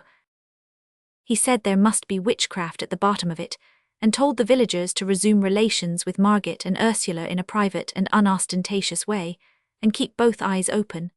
They were told to keep their own counsel, and not rouse the suspicions of the household. The villagers were at first a bit reluctant to enter such a dreadful place, but the priest said they would be under his protection while there, and no harm could come to them, particularly if they carried a trifle of holy water along and kept their beads and crosses handy. This satisfied them and made them willing to go. Envy and malice made the baser sort even eager to go. And so poor Margit began to have company again, and was as pleased as a cat. She was like most anybody else, just human and happy in her prosperities and not averse from showing them off a little. And she was humanly grateful to have the warm shoulder turned to her and be 67 smiled upon by her friends and the village again. For of all the hard things to bear, to be cut by your neighbours and left in contemptuous solitude is maybe the hardest. The bars were down, and we could all go there now, and we did, our parents and all, day after day. The cat began to strain herself. She provided the top of everything for those companies, and in abundance, among them many a dish and many a wine which they had not tasted before, and which they had not even heard of, except at second-hand from the prince's servants. And the tableware was much above ordinary too. Margit was troubled at times and pursued Ursula with questions to an uncomfortable degree, but Ursula stood her ground and stuck to it that it was Providence, and said no word about the cat. Margit knew that nothing was impossible to Providence, but she could not help having doubts that this effort was from there, though she was afraid to say so, lest disaster come of it. Witchcraft occurred to her, but she put the thought aside, for this was before Gottfried joined the household, and she knew Ursula was pious and a bitter hater of witches. By the time Gottfried arrived, Providence was established, unshakably entrenched, and getting all the gratitude. The cat made no murmur, but went on composedly improving in style and prodigality by experience. In any community, big or little, there is always a fair 68 proportion of people who are not malicious or unkind by nature, and who never do unkind things except when they are overmastered by fear, or when their self-interest is greatly in danger, or some such matter as that. Eseldorf had its proportion of such people, and ordinarily their good and gentle influence was felt, but these were not ordinary times, on account of the witch dread, and so we did not seem to have any gentle and compassionate hearts left to speak of. Every person was frightened at the unaccountable state of things at Margit's house, not doubting that witchcraft was at the bottom of it, and fright frenzied their reason. Naturally there were some who pitied Margit and Ursula for the danger that was gathering about them, but naturally they did not say so. It would not have been safe, so the others had it all their own way, and there was none to advise the ignorant girl and the foolish woman and warn them to modify their doings. We boys wanted to warn them, but we backed down when it came to the pinch, being afraid. We found that we were not manly enough nor brave enough to do a generous action when there was a chance that it could get us into trouble. Neither of us confessed this poor spirit to the others, but did as other people would have done, dropped the subject and talked about something else, and I knew we all felt mean, eating and drinking Margit's fine things along with those companies of spies, and petting her and complimenting her 69 with the rest, and seeing with self-reproach how foolishly happy she was, and never saying a word to put her on her guard. And indeed she was happy and as proud as a princess, and so grateful to have friends again. And all the time these people were watching with all their eyes and reporting all they saw to Father Adolf. But he couldn't make head or tail of the situation. There must be an enchanter somewhere on the premises, but who was it? Margit was not seen to do any jugglery, nor was Ursula, not yet Gottfried, and still the wines and dainties never ran short, and a guest could not call for a thing and not get it. To produce these effects was usual enough with witches and enchanters. That part of it was not new, but to do it without any incantations, or even any rumblings or earthquakes or lightnings or apparitions, that was new, novel, wholly irregular. There was nothing in the books like this. Enchanted things were always unreal. Gold turned to dirt in an unenchanted atmosphere, food withered away and vanished, but this test failed in the present case. The spies brought samples. Father Adolf prayed over them, exorcised them, but it did no good. They remained sound and real, they yielded to natural decay only, and took the usual time to do it. Father Adolf was not merely puzzled, he was also exasperated, for these evidences very nearly convinced him, privately, that there was no witchcraft in the matter. Its 70 did not wholly convince him, for this could be a new kind of witchcraft. There was a way to find out as to this. If this prodigal abundance of provender was not brought in from the outside, but produced on the premises, there was witchcraft sure. Chapter 7. Margit announced a party and invited 40 people. The date for it was 7 days away. This was a fine opportunity. Margit's house stood by itself and it could be easily watched. All the week it was watched night and day. Margit's household went out and in as usual, but they carried nothing in their hands, and neither they nor others brought anything to the house. This was ascertained. Evidently rations for 40 people were not being fetched. If they were furnished any sustenance it would have to be made on the premises. It was true that Margit went out with a basket every evening, but the spies ascertained that she always brought it back empty. The guests arrived at noon and filled the place. Father Adolf followed, also after a little the astrologer without invitation. The spies had informed him that neither at the back nor the front had any parcels been brought in. He entered, and found the eating and drinking going on finely, and everything progressing in a lively and festive way. He glanced around and perceived that many of the cooked delicacies and all of the native and foreign fruits 72 were of a perishable character, and he also recognized that these were fresh and perfect. No apparitions, no incantations, no thunder. That settled it. This was witchcraft, and not only that but of a new kind, a kind never dreamed of before. It was a prodigious power, an illustrious power. He resolved to discover its secret. The announcement of it would resound throughout the world, penetrate to the remotest lands, paralyze all the nations with amazement, and carry his name with it and make him renowned forever. It was a wonderful piece of luck, a splendid piece of luck. The glory of it made him dizzy. All the house made room for him. Margit politely seated him. Ursula ordered Gottfried to bring a special table for him. Then she decked it and furnished it and asked for his orders. "Bring me what you will," he said. The two servants brought supplies from the pantry, together with white wine and red, a bottle of each. The astrologer, who very likely had never seen such delicacies before, poured out a beaker of red wine, drank it off, poured another, then began to eat with a grand appetite.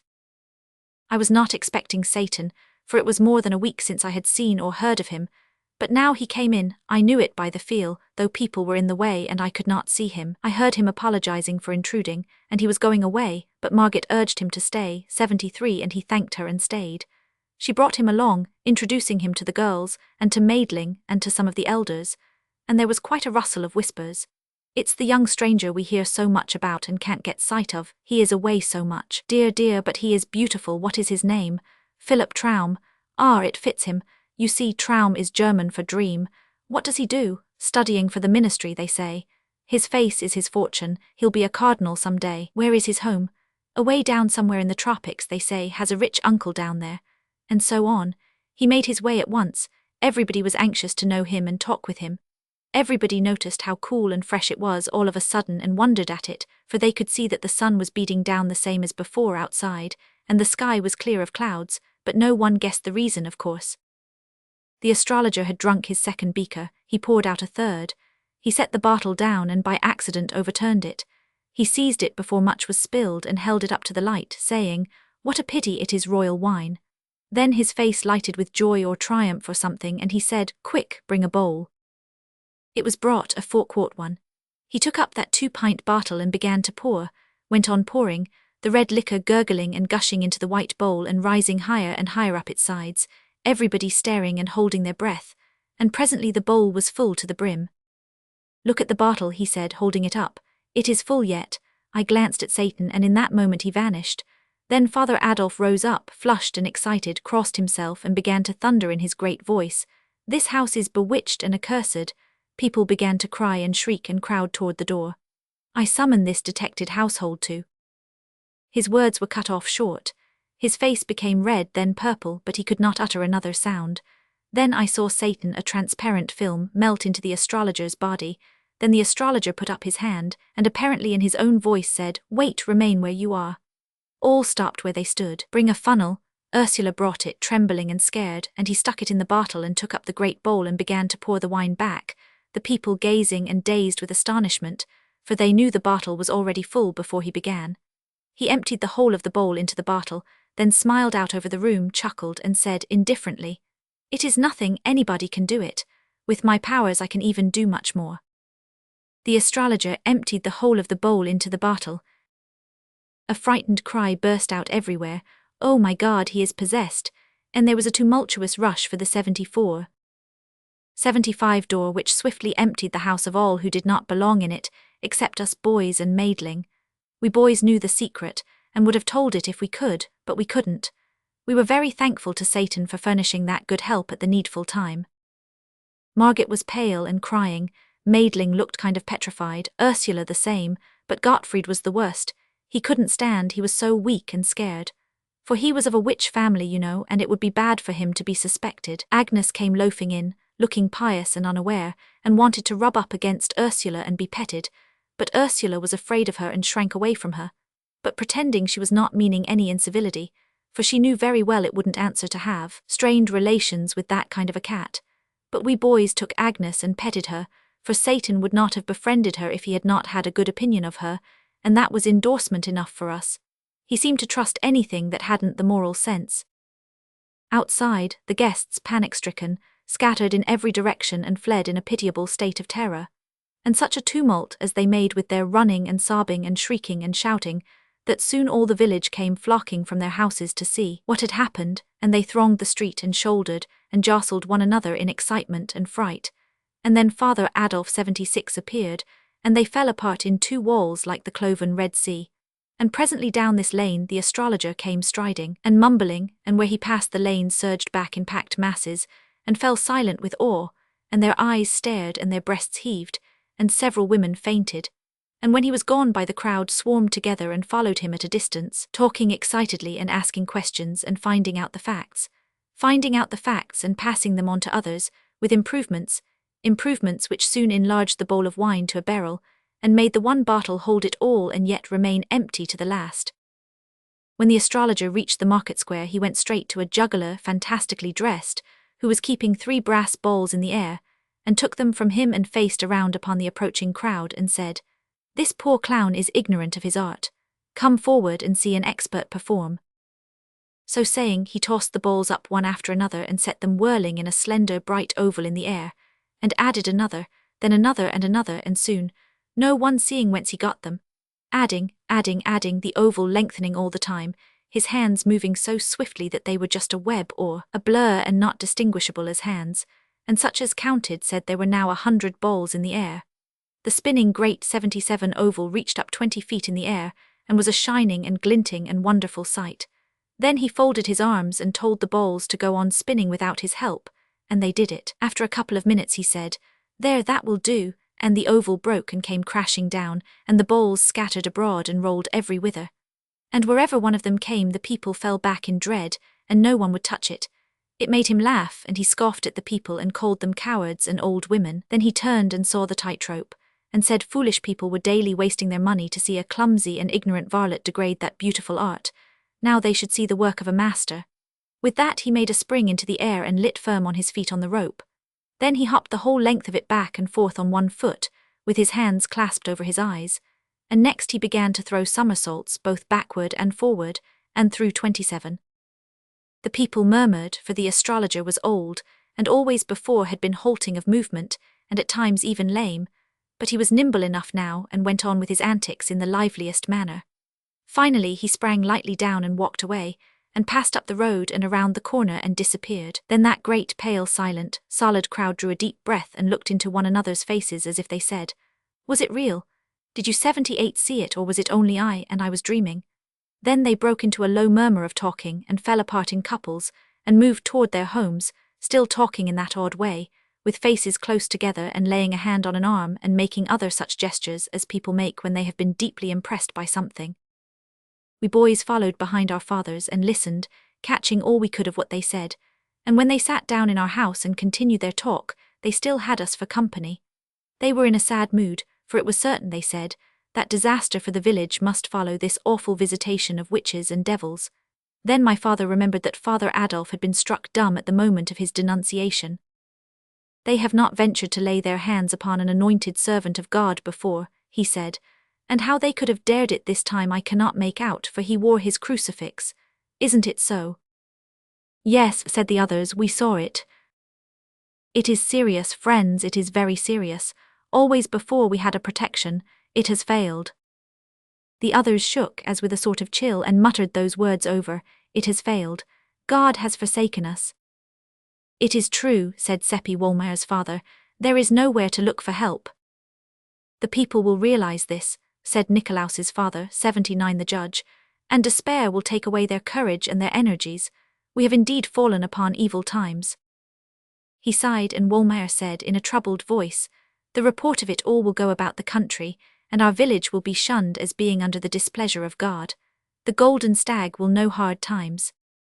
"True, neighbor," said my father, "all of us will suffer, all in repute, many an estate, and good God." "What is it that can come to finish us?" "Name it, Gott's willen." "The interdict." It smote like a thunderclap, and they were like to swoon with the terror of it. Then the dread of this calamity roused their energies, and they stopped brooding and began to consider ways to avert it. They discussed this, that, and the other way, and talked till the afternoon was far spent, then confessed that at present they could arrive at no decision.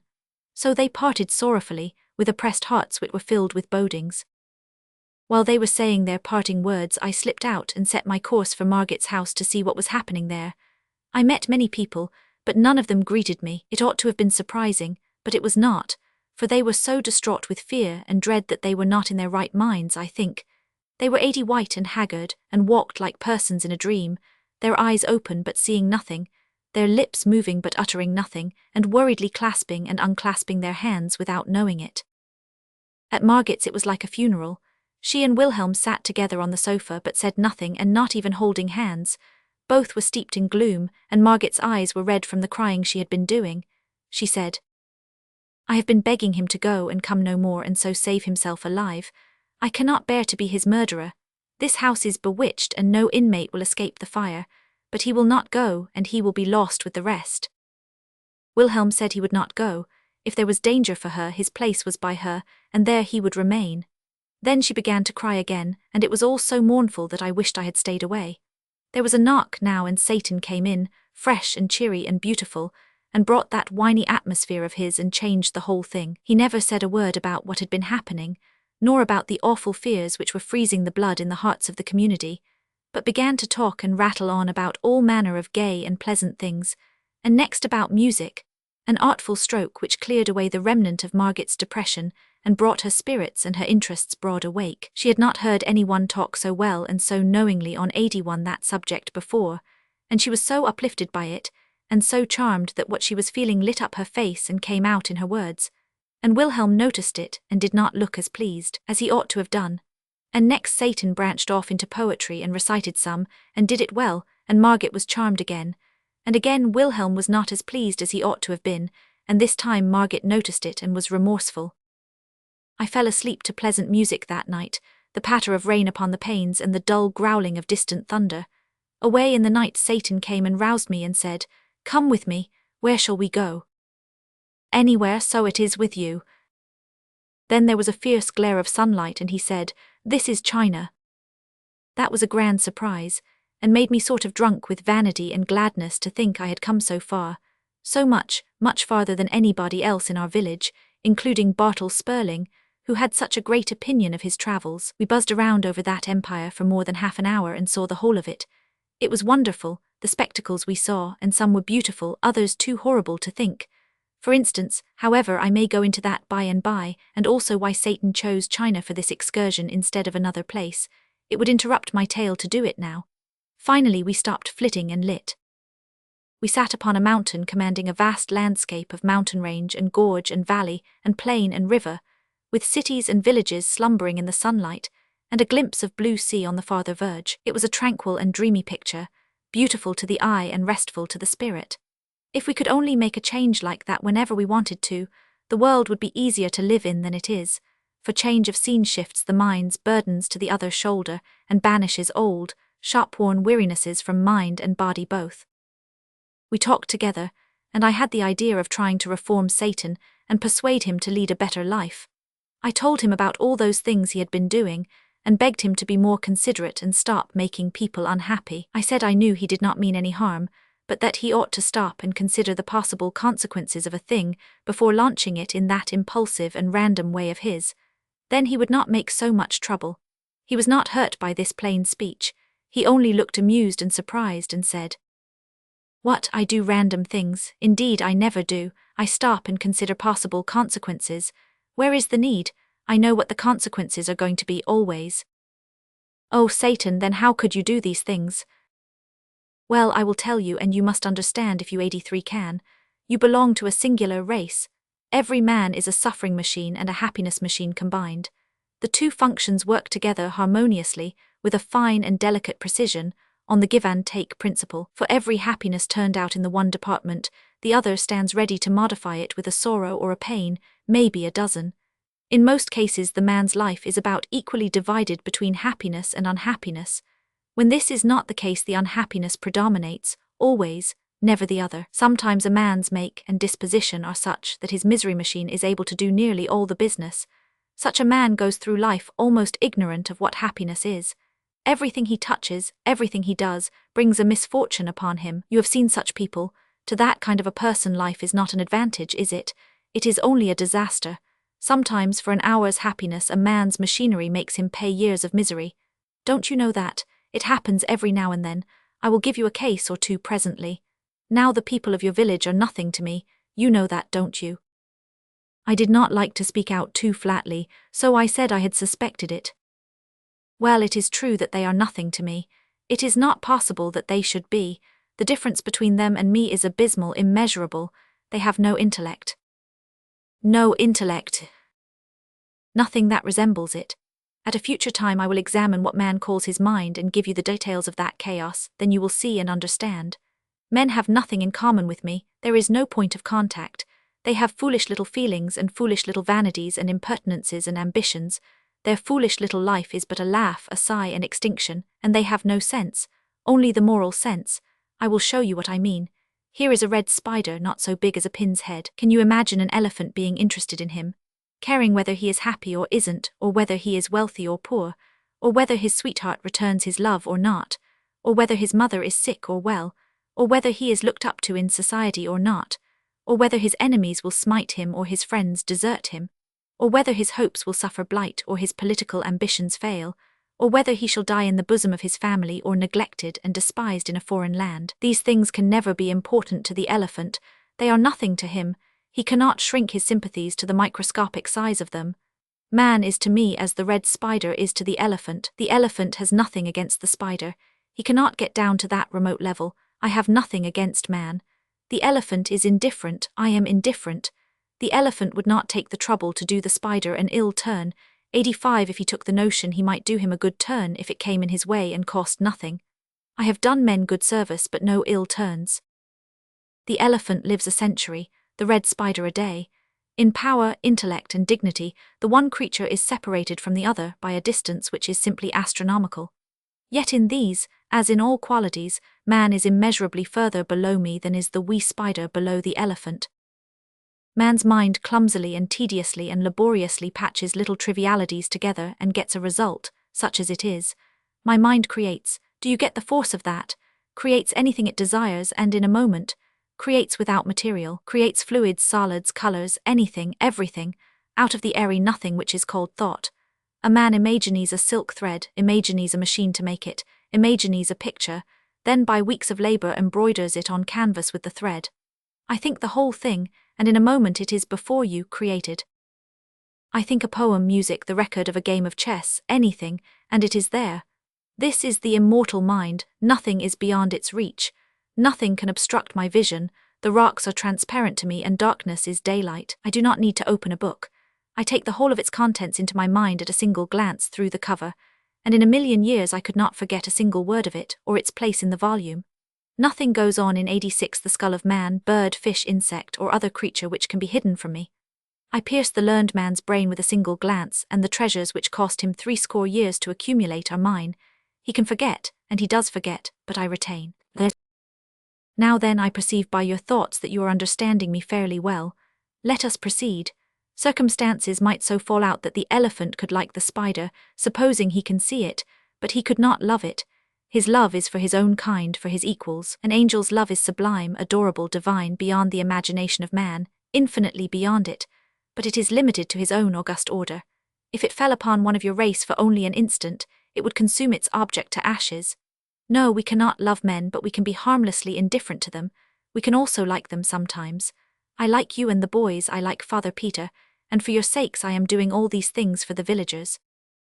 He saw that I was thinking a sarcasm, and he explained his position. I have wrought well for the villagers, though it does not look like it on the surface. Your race never know good fortune from ill. They are always mistaking the one for the other. It is because they cannot see into the future.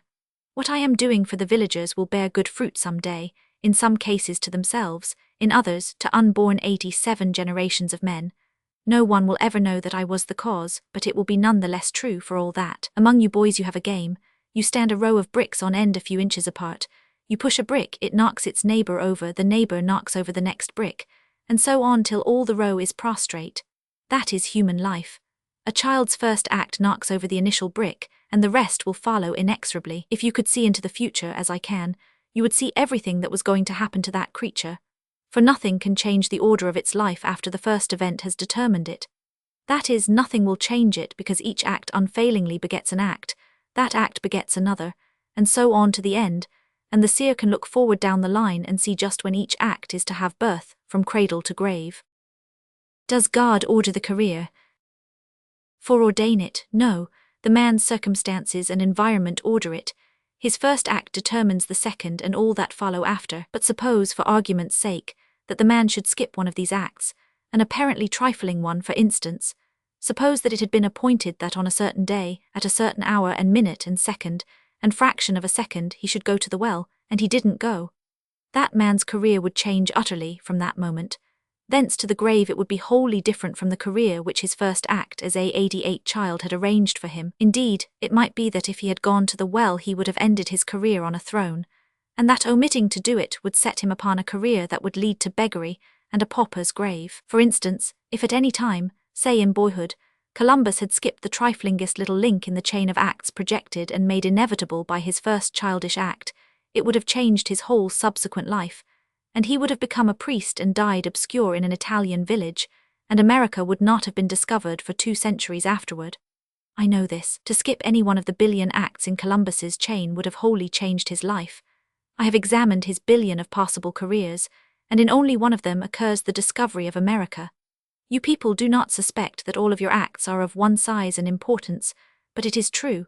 To snatch at an appointed fly is as big with fate for you as in any other appointed act. As the conquering of a continent, for instance. Yes. Now then, no man ever does drop a link. The thing has never happened, even when he is trying to make up his mind as to whether he will do a thing or not.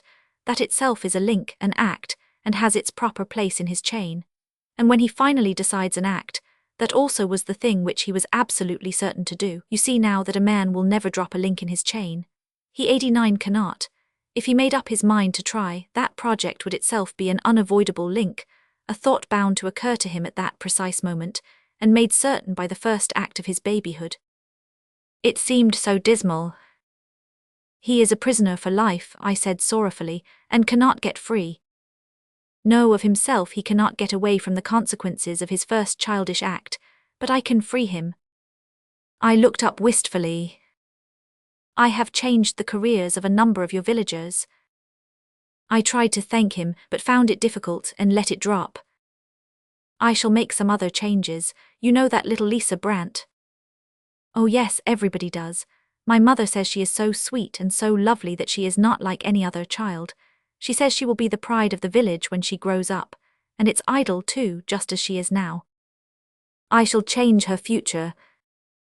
Make it better, I asked. Yes, and I will change the future of Nikolaus. I was glad this time and said, I don't need to ask about his case. You will be sure to do generously by him. It is my intention. Straight off I was building that great future of Nicky's in my imagination, and had already made a renowned general of him and Hofmeister at the court, when I noticed that Satan was waiting for me to get ready to listen again. I was ashamed of having exposed my cheap imaginings to him, and was expecting some sarcasms, but it did not happen. He proceeded with his subject. Nicky's appointed life is 62 years. That's grand, I said. Lisa's 36, but as I told you I shall change their lives and those ages.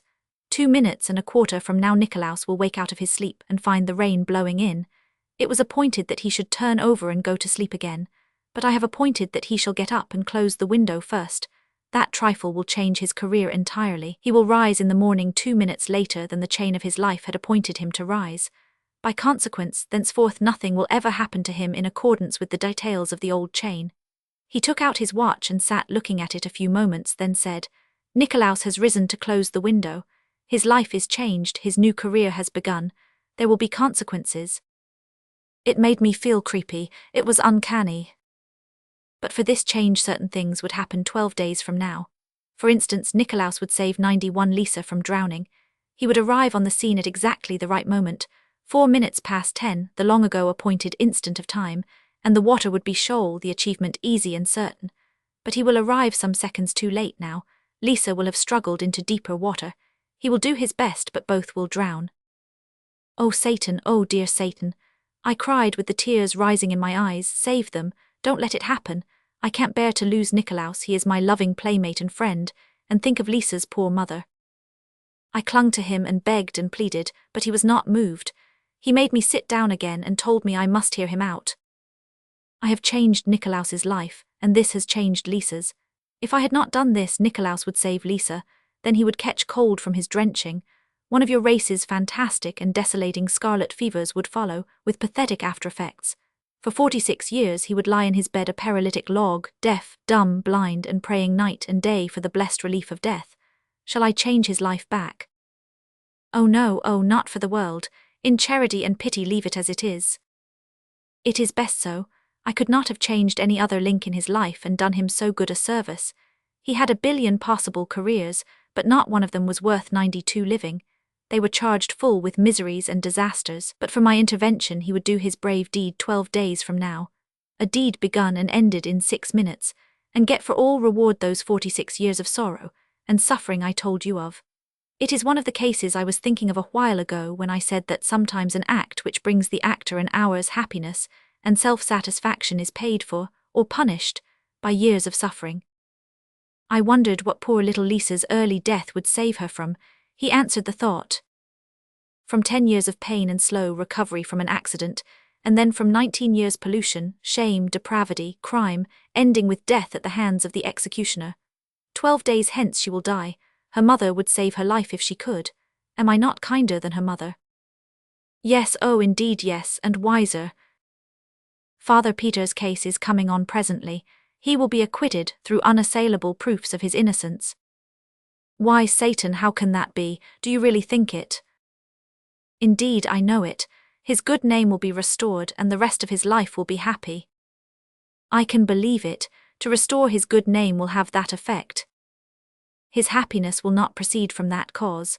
I-93 shall change his life that day for his good. He will never know his good name has been restored. In my mind and modestly, I asked for particulars, but Satan paid no attention to my thought. Next my mind wandered to the astrologer, and I wondered where he might be. In the moon, said Satan with a fleeting sound which I believed was a chuckle. I've got him on the cold side of it too. He doesn't know where he is and is not having a pleasant time. Still it is good enough for him, a good place for his star studies. I shall need him presently. Then I shall bring him back and possess him again. He has a long and cruel and odious life before him, but I will change that, for I have no feeling against him and am quite willing to do him a kindness. I think I shall get him burned. He had such strange notions of kindness, but angels are made so and do not know any better. Their ways are not like our ways, and besides, human beings are nothing to them. They think they are only freaks. It seems to me odd that he should put the astrologer so far away. He could have dumped him in Germany just as well, where he would be handy. Far away, said Satan. To me no place is far away, distance does not exist for me. The sun is less than 100 million miles from here, and the light that is 94 falling upon us has taken 8 minutes to come, but I can make that flight or any other in a fraction of time so minute that it cannot be measured by a watch. I have but to think the journey, and it is accomplished. I held out my hand and said, the light lies upon it, think it into a glass of wine, Satan. He did it, I drank the wine. Break the glass, he said. I broke it. There you see it is real. The villagers thought the brass bowls were magic stuff and as perishable as smoke. They were afraid to touch them. You are a curious lot, your race, but come along, I have business, I will put you to bed. Said and done. Then he was gone, but his voice came back to me through the rain and darkness saying, yes, tell Seppi, but no other. It was the answer to my thought. Chapter 8. Sleep would not come. It was not because I was proud of my travels and excited about having been around the big world to China, and feeling contemptuous of Bartel Sperling, the traveller, as he called himself, and looked down upon us others because he had been to Vienna once and was the only Eseldorf boy who had made such a journey and seen the world's wonders. At another time that would have kept me awake, but it did not affect me now. No, my mind was filled with Nikolaus, my thoughts ran upon him only, and the good days we had seen together at romps and frolics in the woods and the fields and the river in the long summer days, and skating and sliding in the winter when our parents thought we were in school. And now he was going out of this young life, and the summers and winters would come and go, and we others would rove and play as before, but his place would be vacant. We should see him no more. Tomorrow he would not suspect, but would be as he had always been, and it would shock me to hear him laugh and see him do lightsome and frivolous things, for to me he would be a corpse, with waxen hands 96 and dull eyes, and I should see the shroud around his face. And next day, he would not suspect nor the next, and all the time his handful of days would be wasting swiftly away, and that awful thing coming nearer and nearer. his fate closing steadily around him and no one knowing it but Seppi and me. 12 days, only 12 days. It was awful to think of. I noticed that in my thoughts I was not calling him by his familiar names, Nick and Nicky, but was speaking of him by his full name, and reverently, as one speaks of the dead. Also, as incident after incident of our comradeship came thronging into my mind out of the past, I noticed that they were mainly cases where I had wronged him or hurt him, and they rebuked me and reproached me, and my heart was wrung with remorse, just as it is when we remember our unkindnesses to friends who have passed beyond the veil, and we wish we could have them back again, if only for a moment, so that we could go on our knees to them and say, "Have pity and forgive."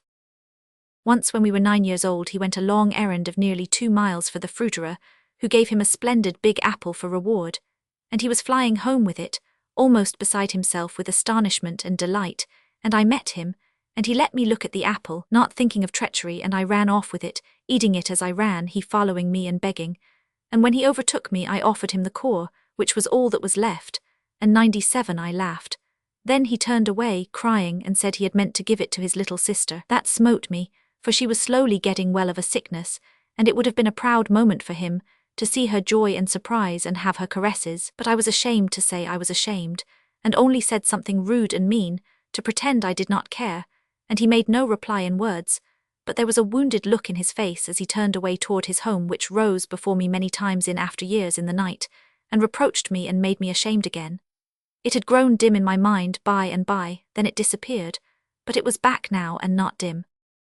Once at school, when we were 11, I upset my ink and spoiled 4 copybooks and was in danger of severe punishment, but I put it upon him and he got the whipping. And only last year I had cheated him in a trade, giving him a large fishhook which was partly broken through for 3 small sound ones. The first fish he caught broke the hook, but he did not know I was blamable, and he refused to take back one of the small hooks which my conscience forced me to offer him, but said, "A trade is a trade. The hook was bad, but that was not your fault." No, I could not sleep. These little shabby wrongs upbraided me and tortured me, and with a pain much sharper than one feels when the wrongs have been done to the living. Nicolaus was living, but no matter, he was to me 98 as one already dead. The wind was still moaning about the eaves, the rain still pattering upon the panes. In the morning I sought out Seppi and told him. It was down by the river. His lips moved, but he did not say anything. He only looked dazed and stunned, and his face turned very white. He stood like that a few moments, the tears welling into his eyes. Then he turned away and I locked my arm in his and we walked along thinking but not speaking. We crossed the bridge and wandered through the meadows and up among the hills and the woods, and at last the talk came and flowed freely, and it was all about Nicolaus and was a recalling of the life we had lived with him. And every now and then Seppi said, as if to himself, 12 days, less than 12. We said we must be with him all the time, we must have all of him we could, the days were precious now, yet we did not go to seek him. It would be like meeting the dead, and we were afraid. We did not say it, but that was what we were feeling. And so it gave us a shock when we turned a curve and came upon Nicolaus face to face. He shouted gaily, "Hi, hi, what is the matter? Have you seen a ghost?" We couldn't speak, but there was no occasion. He was willing to talk for us all, for he had just seen Satan and was in high spirits about it. Satan had told him about our trip 99 to China, and he had begged Satan to take him a journey, and Satan had promised. It was to be a far journey and wonderful and beautiful, and Nicolaus had begged him to take us too, but he said no, he would take us some day maybe, but not now. Satan would come for him on the 13th, and Nicolaus was already counting the hours, he was so impatient. That was the fatal day. We were already counting the hours, too. We wandered many a mile, always following paths which had been our favourites from the days when we were little, and always we talked about the old times. All the blitheness was with Nicolaus. We others could not shake off our depression. Our tone toward Nicolaus was so strangely gentle and tender and yearning that he noticed it, and was pleased, and we were constantly doing him deferential little offices of courtesy, and saying, "Wait, let me do that for you," and that pleased him too. I gave him 7 fish hooks, all I had, and made him take them. And Seppi gave him his new knife and a humming top painted red and yellow, atonements for swindles practiced upon him formerly, as I learned later, and probably no longer remembered by Nicolaus now. These things touched him, and he said he could not have believed that we loved him so, and his pride in it and gratefulness for it cut us to the heart. We were so undeserving of them. When we 100 parted at last, he was radiant, and said he had never had such a happy day. As we walked along homeward, Seppi said, "We always prized him, but never so much as now, when we are going to lose him." Next day and every day we spent all of our spare time with Nikolaus, and also added to it time which we and he stole from work and other duties, and this cost the three of us some sharp scoldings and some threats of punishment. Every morning 2 of us woke with a start and a shudder, saying as the days flew along, "Only 10 days left, only 9 days left, only 8, only 7. Always it was narrowing, always Nikolaus was gay and happy, and always puzzled because we were not. He wore his invention to the bone trying to invent ways to cheer us up, but it was only a hollow success. He could see that our jollity had no heart in it, and that the laughs we broke into came up against some obstruction or other, and suffered damage and decayed into a sigh. He tried to find out what the matter was, so that he could help us out of our trouble or make it lighter by sharing it with us, so we had to tell many lies to deceive him and appease him. But the most distressing thing of all was that he was always making plans, and often they went beyond the 13th. Whenever that happened it made us groan in spirit. All his mind was fixed upon finding some way to conquer one our depression and cheer us up.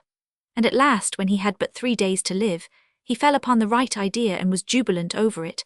A boys and girls frolic and dance in the woods, up there where we first met Satan, and this was to occur on the 14th. It was ghastly, for that was his funeral day. We couldn't venture to protest, it would only have brought a why, which we could not answer. He wanted us to help him invite his guests, and we did it. One can refuse nothing to a dying friend, but it was dreadful, for really we were inviting them to his funeral. It was an awful 11 days, and yet with a lifetime stretching back between today and then, they are still a grateful memory to me and beautiful. In effect, they were days of companionship with one's sacred dead, and I have known no comradeship that was so close or so precious. We clung to the hours and the minutes, counting them as they wasted away, and parting with them with that pain and bereavement which a miser feels who sees his hoard filched from him coin by robbers, and is helpless to prevent it. When the evening of the last day came, we stayed out too long. Seppi and I were in fault for that. We could not bear to part with Nikolaus, so it was very late when we left him at his door. We lingered near a while, listening, and that happened which we were fearing. His father gave him the promised punishment, and we heard his shrieks. 102, but we listened only a moment, then hurried away, remorseful for this thing which we had caused, and sorry for the father too, our thought being, if he only knew, if he only knew. In the morning Nikolaus did not meet us at the appointed place, so we went to his home to see what the matter was. His mother said, "His father is out of all patience with these goings-on, and will not have any more of it. Half the time when Nick is needed he is not to be found. Then it turns out that he has been gadding around with you too. His father gave him a flogging last night. It always grieved me before, and many's the time I have begged him off and saved him, but this time he appealed to me in vain, for I was out of patience myself. 'I wish you had saved him just this one time,' I said, my voice trembling a little. 'It would ease a pain in your heart to remember it some day.' She was ironing at the time, and her back was partly toward me. She turned about with a startled or wondering look in her face and said, 'What do you mean by that?' I was not prepared and didn't know anything to say, so it was awkward, for she kept looking at me, but Seppi was alert and spoke up. 'Why, of course it would be pleasant to remember. 103, for the very reason we were out so late was that Nikolaus got to telling how good you are to him, and how he never got whipped when you were by to save him. And he was so full of it, and we were so full of the interest of it, that none of us noticed how late it was getting.' 'Did he say that, did he?' And she put her apron to her eyes. 'You can ask Theodor, he will tell you the same.' 'It is a dear good lad, my Nick,' she said. 'I am sorry I let him get whipped. I will never do it again. To think, all the time I was sitting here last night, fretting and angry at him, he was loving me and praising me. Dear, dear, if we could only know, then we shouldn't ever go wrong. But we are only poor, dumb beasts groping around and making mistakes. I shan't ever think of last night without a pang.' She was like all the rest. It seemed as if nobody could open a mouth in these wretched days without saying something that made us shiver. They were groping around, and did not know what true, sorrowfully true things they were saying by accident. Seppi asked if Nikolaus might go out with us. 'I am sorry,' she answered, 'but he can't. To punish him further, his father doesn't allow him to go out of the house today.' We had a great hope. I saw it in Seppi's eyes. We won a forethought, if he cannot leave the house he cannot be drowned. Seppi asked to make sure. 'Must he stay in all day, or only the morning?' 'All day. It's such a pity, too. It's a beautiful day and he is so unused to being shut up. But he is busy planning his party and maybe that is company for him. I do hope he isn't too lonesome. Seppi saw that in her eye, which emboldened him to ask if we might go up and help him pass his time. And welcome, she said right heartily. Now I call that real friendship when you might be abroad in the fields and the woods having a happy time. You are good boys, I'll allow that, though you don't always find satisfactory ways of improving it. Take these cakes for yourselves, and give him this one from his mother. The first thing we noticed when we entered Nikolaus's room was the time, 9:45. Could that be correct? Only such a few minutes to live. I felt a contraction at my heart. Nikolaus jumped up and gave us a glad welcome. He was in good spirits over his plannings for his party and had not been lonesome. Sit down, he said, and look at what I've been doing. And I've finished a kite that you will say is a beauty. It's drying in the kitchen, I'll fetch it. He had been spending his penny savings in fanciful trifles of various kinds, to go as prizes in the games, and 105 they were marshalled with fine and showy effect upon the table. He said, "Examine them at your leisure, while I get Mother to touch up the kite with her iron, if it isn't dry enough yet." Then he tripped out and went clattering downstairs, whistling. We did not look at the things. We couldn't take any interest in anything but the clock. We sat staring at it in silence, listening to the ticking, and every time the minute hand jumped we nodded recognition, 1 minute fewer to cover in the race for life or for death. Finally Seppi drew a deep breath and said, 2 minutes to 10, 7 minutes more and he will pass the death point. Theodor, he is going to be saved, he's going to. Hush, I'm on needles, watch the clock and keep still. 5 minutes more. We were panting with the strain and the excitement. Another 3 minutes and there was a footstep on the stair. Saved, and we jumped up and faced the door. The old mother entered, bringing the kite. "Isn't it a beauty?" she said. "And dear me, how he has slaved over it, ever since daylight, I think, and only finished it a while before you came." She stood it against the wall and stepped back to take a view of it. "He drew the pictures 106 his own self, and I think they are very good. The church isn't so very good, I'll have to admit, but look at the bridge. Anyone can recognize the bridge in a minute. He asked me to bring it up. Dear me, it's 7 minutes past 10 and I. But where is he? Oh, he'll be here soon, he's gone out a minute." "Gone out?" "Yes, just as he came downstairs little Lisa's mother came in and said the child had wandered off somewhere, and as she was a little uneasy I told Nikolaus to never mind about his father's orders, go and look her up. Why, how white you two do look, I do believe you are sick. Sit down, I'll fetch something. That cake has disagreed with you. It is a little heavy, but I thought." She disappeared without finishing her sentence, and we hurried at once to the back window and looked toward the river.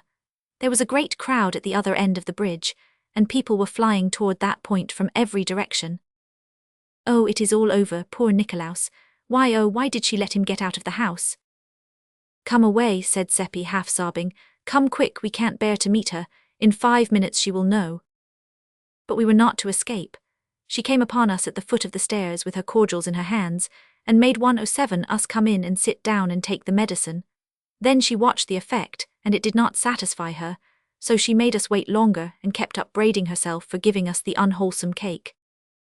Presently the thing happened which we were dreading. There was a sound of tramping and scraping outside, and a crowd came solemnly in with heads uncovered, and laid the 2 drowned bodies on the bed. "Oh my God!" That poor mother cried out and fell on her knees and put her arms about her dead boy and began to cover the wet face with kisses. "Oh, it was I that sent him, and I have been his death. If I had obeyed and kept him in the house, this would not have happened. And I am rightly punished. I was cruel to him last night, and him begging me, his own mother, to be his friend." And so she went on, and all the women cried and pitied her, and tried to comfort her.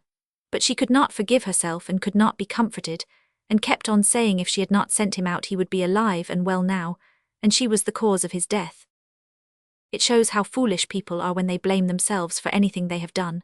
Satan knows, and he said nothing happens that your first act hasn't arranged to happen and made inevitable, and so, of your own motion you can't ever alter the scheme or do a thing that will break a link. Next we heard screams, and Frau Brandt 108 came wildly ploughing and plunging through the crowd with her dress in disorder and hair flying loose, and flung herself upon her dead child with moans and kisses and pleadings and endearments, and by she rose up almost exhausted with her outpourings of passionate emotion, and clenched her fist and lifted it toward the sky, and her tear-drenched face grew hard and resentful, and she said, "For nearly 2 weeks I have had dreams and presentiments and warnings that death was going to strike what was most precious to me, and day and night and night and day I have grovelled in the dirt before him, praying him to have pity on my innocent child and save it from harm, and here is his answer." Why he had saved it from harm, but she did not know. She wiped the tears from her eyes and cheeks, and stood a while gazing down at the child and caressing its face and its hair with her hand. Then she spoke again in that bitter tone, "But in his hard heart is no compassion. I will never pray again." There was a sound of tramping outside, and the crowd came solemnly. She gathered her dead child to her bosom and strode away, the crowd falling back to let her pass, and smitten dumb by the awful words they had heard. "Ah, that poor woman! It is as Satan said, we do not know good fortune from bad, and are always mistaking the one for the other. Many a time since then I have heard people pray to God to spare the life of sick persons, but I have never done it." 109 Both funerals took place at the same time in our little church next day. Everybody was there, including the party guests. Satan was there too, which was proper, for it was on account of his efforts that the funerals had happened. Nicolaus had departed this life without absolution, and a collection was taken up for masses to get him out of purgatory. Only 2/3 of the required money was gathered, and the parents were going to try to borrow the rest, but Satan furnished it. He told us privately that there was no purgatory, but he had contributed in order that Nicolaus's parents and their friends might be saved from worry and distress. We thought it very good of him, but he said money did not cost him anything. At the graveyard the body of little Lisa was seized for debt by a carpenter to whom the mother owed 50 groschen for work done the year before. She had never been able to pay this, and was not able now. The carpenter took the corpse home and kept it 4 days in his cellar, the mother weeping and imploring about his house all the time.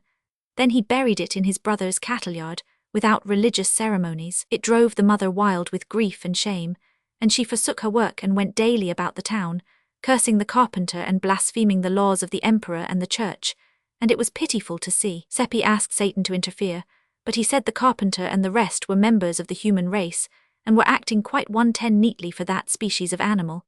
He would interfere if he found a horse acting in such a way, and we must inform him when we came across that kind of horse doing that kind of a human thing, so that he could stop it. We believed this was sarcasm, for of course there wasn't any such horse. But after a few days we found that we could not abide that poor woman's distress, so we begged Satan to examine her several possible careers, and see if he could not change her, to her profit, to a new one. He said the longest of her careers as they now stood gave her 42 years to live, and her shortest 129, and that both were charged with grief and hunger, and cold and pain. The only improvement he could make would be to enable her to skip a certain 3 minutes from now, and he asked us if he should do it. This was such a short time to decide in that we went to pieces with nervous excitement, and before we could pull ourselves together and ask for particulars he said the time would be up in a few more seconds. So then we gasped out, "Do it." "It is done," he said. "She was going around a corner, I have turned her back, it has changed her career." "Then what will happen, Satan?" "It is happening now. She is having words with Fisher, the weaver. In his anger Fisher will straightway do what he would not have done but for this accident. He 111 was present when she stood over her child's body and uttered those blasphemies." "What will he do?" "He is doing it now, betraying her. In 3 days she will go to the stake." We could not speak. We were frozen with horror, for if we had not meddled with her career she would have been spared this awful fate. Satan noticed these thoughts and said, "What you are thinking is strictly human-like, that is to say, foolish. The woman is advantaged. Die when she might, she would go to heaven. By this prompt death she gets 29 years more of heaven than she is entitled to, and escapes 29 years of misery here." A moment before we were bitterly making up our minds that we would ask no more favors of Satan for friends of ours, for he did not seem to know any way to do a person a kindness but by killing him. But the whole aspect of the case was changed now, and we were glad of what we had done and full of happiness in the thought of it.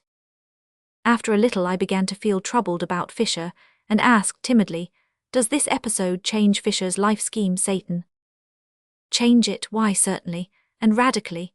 If he had not met Frau Brandt a while ago he would die next year, 34 years of age. Now he will live to be 90, 112, and have a pretty prosperous and comfortable life of it, as human lives go.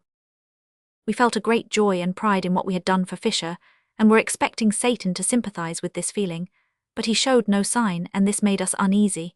We waited for him to speak, but he didn't, so, to assuage our solicitude, we had to ask him if there was any defect in Fisher's good luck. Satan considered the question a moment, then said, with some hesitation, "Well, the fact is, it is a delicate point. Under his several former possible life careers he was going to heaven." We were aghast. "Oh, Satan, and under this one." "There, don't be so distressed. You were sincerely trying to do him a kindness, let that comfort you." "Oh dear, dear, that cannot comfort us. You ought to have told us what we were doing, then we wouldn't have acted so."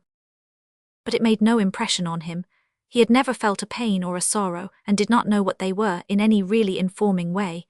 He had no knowledge of them except theoretically, that is to say, intellectually. And of course that is no good. One can never get any but a loose and ignorant notion of such things except by experience. We tried our best to make him comprehend the awful thing that had been done and how we were compromised by it, but he couldn't seem to get hold of it. He said he 113 did not think it important where Fisher went to. In heaven he would not be missed, there were plenty there. We tried to make him see that he was missing the point entirely, that Fisher and not other people was the proper one to decide about the importance of it, but it all went for nothing. He said he did not care for Fisher, there were plenty more Fishers. The next minute Fisher went by on the other side of the way, and it made us sick and faint to see him, remembering the doom that was upon him, and we the cause of it. And how unconscious he was that anything had happened to him. You could see by his elastic step and his alert manner that he was well satisfied with himself for doing that hard turn for poor Frau Brandt. He kept glancing back over his shoulder expectantly, and sure enough pretty soon Frau Brandt followed after, in charge of the officers and wearing jingling chains. A mob was in her wake, jeering and shouting, "Blasphemer and heretic," and some among them were neighbors and friends of her happier days. Some were trying to strike her, and the officers were not taking as much trouble as they might to keep them from it. Oh, stop them, Satan. It was out before we remembered that he could not interrupt them for a moment without changing their whole afterlives. He puffed a little puff toward them with his lips, and they began to reel and 114 stagger and grab at the empty air.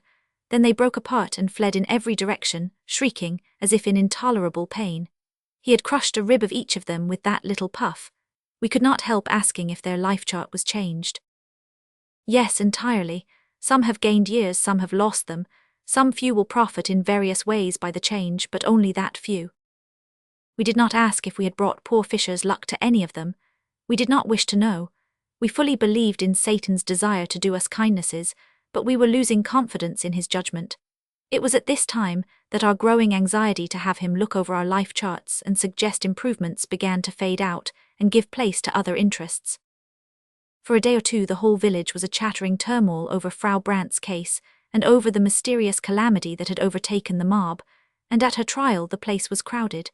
She was easily convicted of her blasphemies, for she uttered those terrible words again, and said she would not take them back. When warned that she was imperiling her life, she said they could take it in welcome. She did not want it. She would rather live with the professional devils in perdition than with these imitators in the village. They accused her of breaking all those ribs by witchcraft, and asked her if she was not a witch. She answered scornfully, "No, if I had that power would any of you holy hypocrites be alive 5 minutes? No, I would strike you all dead. Pronounce your sentence and let me go. I am tired of your society." So they found her guilty, and she was excommunicated and cut off from the joys of heaven and doomed to the fires of hell. Then she was clothed in a coarse robe and delivered to the secular arm, and conducted to the marketplace, the bell solemnly tolling the while. We saw her chained to the stake, and saw the first thin film of blue smoke rise on the still air.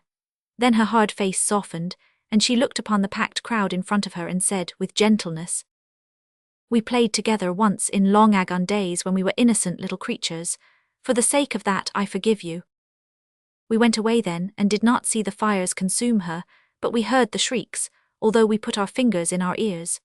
When they ceased we knew she was in heaven, notwithstanding the excommunication, and we were glad of her death and not sorry that we had brought it about. One day, a little while after this, Satan appeared again. We were always watching out for him, for life was never very stagnant when he was by. He came upon us at that place in the woods where we had first met him. Being boys, we wanted to be entertained. We asked him to do a show for us. "Very well," he said. "Would you like to see a history of the progress of the human race? its development of that product which it calls civilization. We said we should.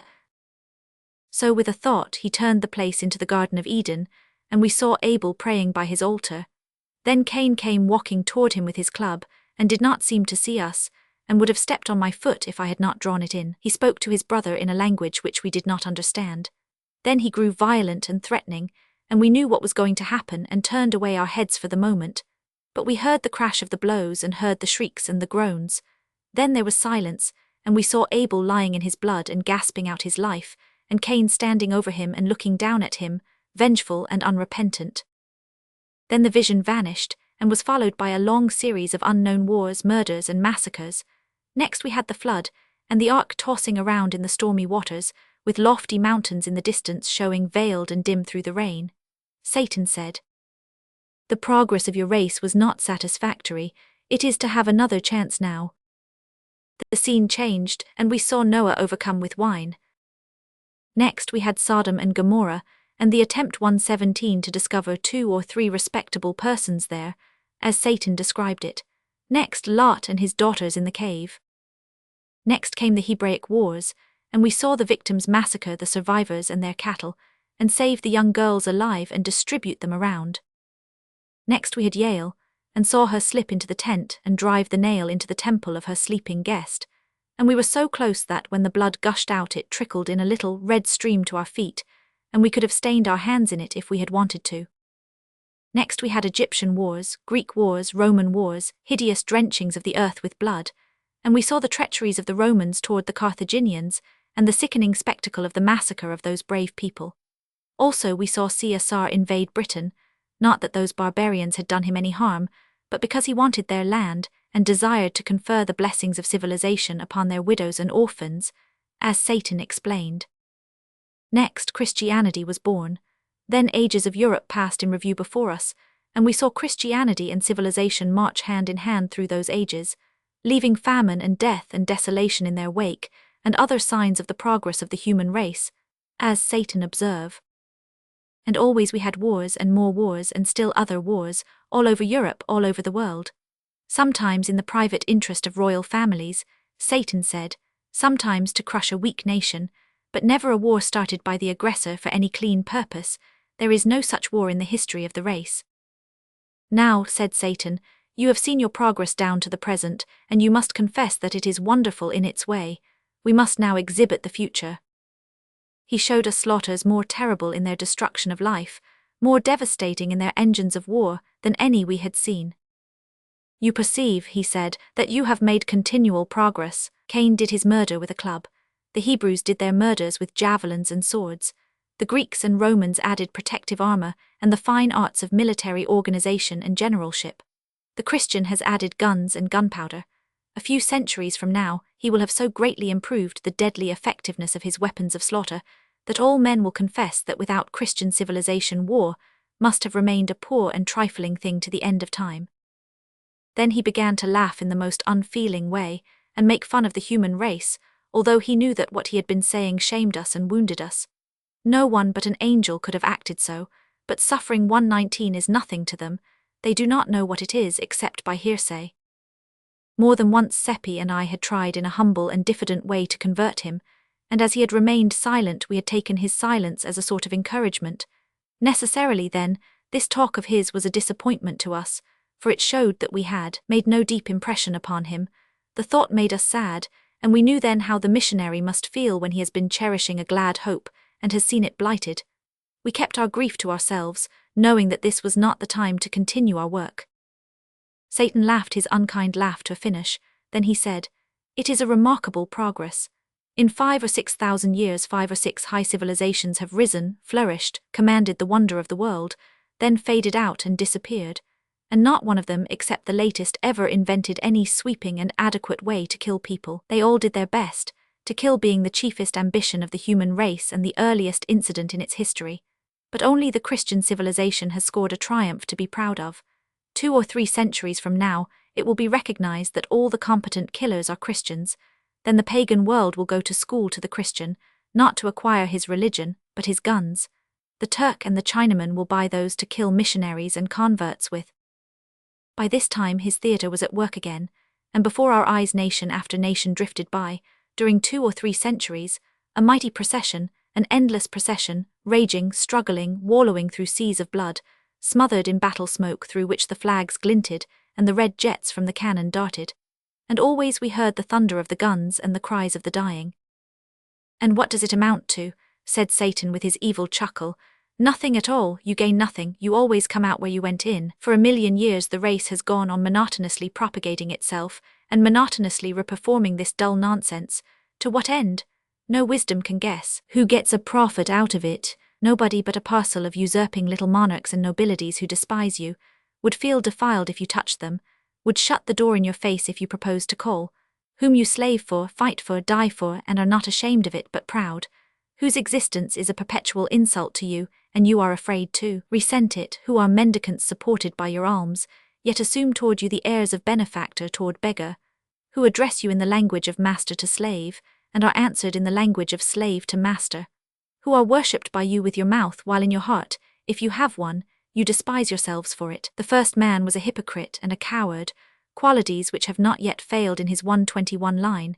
It is the foundation upon which all civilizations have been built. Drink to their perpetuation, drink to their augmentation, drink to. Then he saw by our faces how much we were hurt, and he cut his sentence short and stopped chuckling, and his manner changed.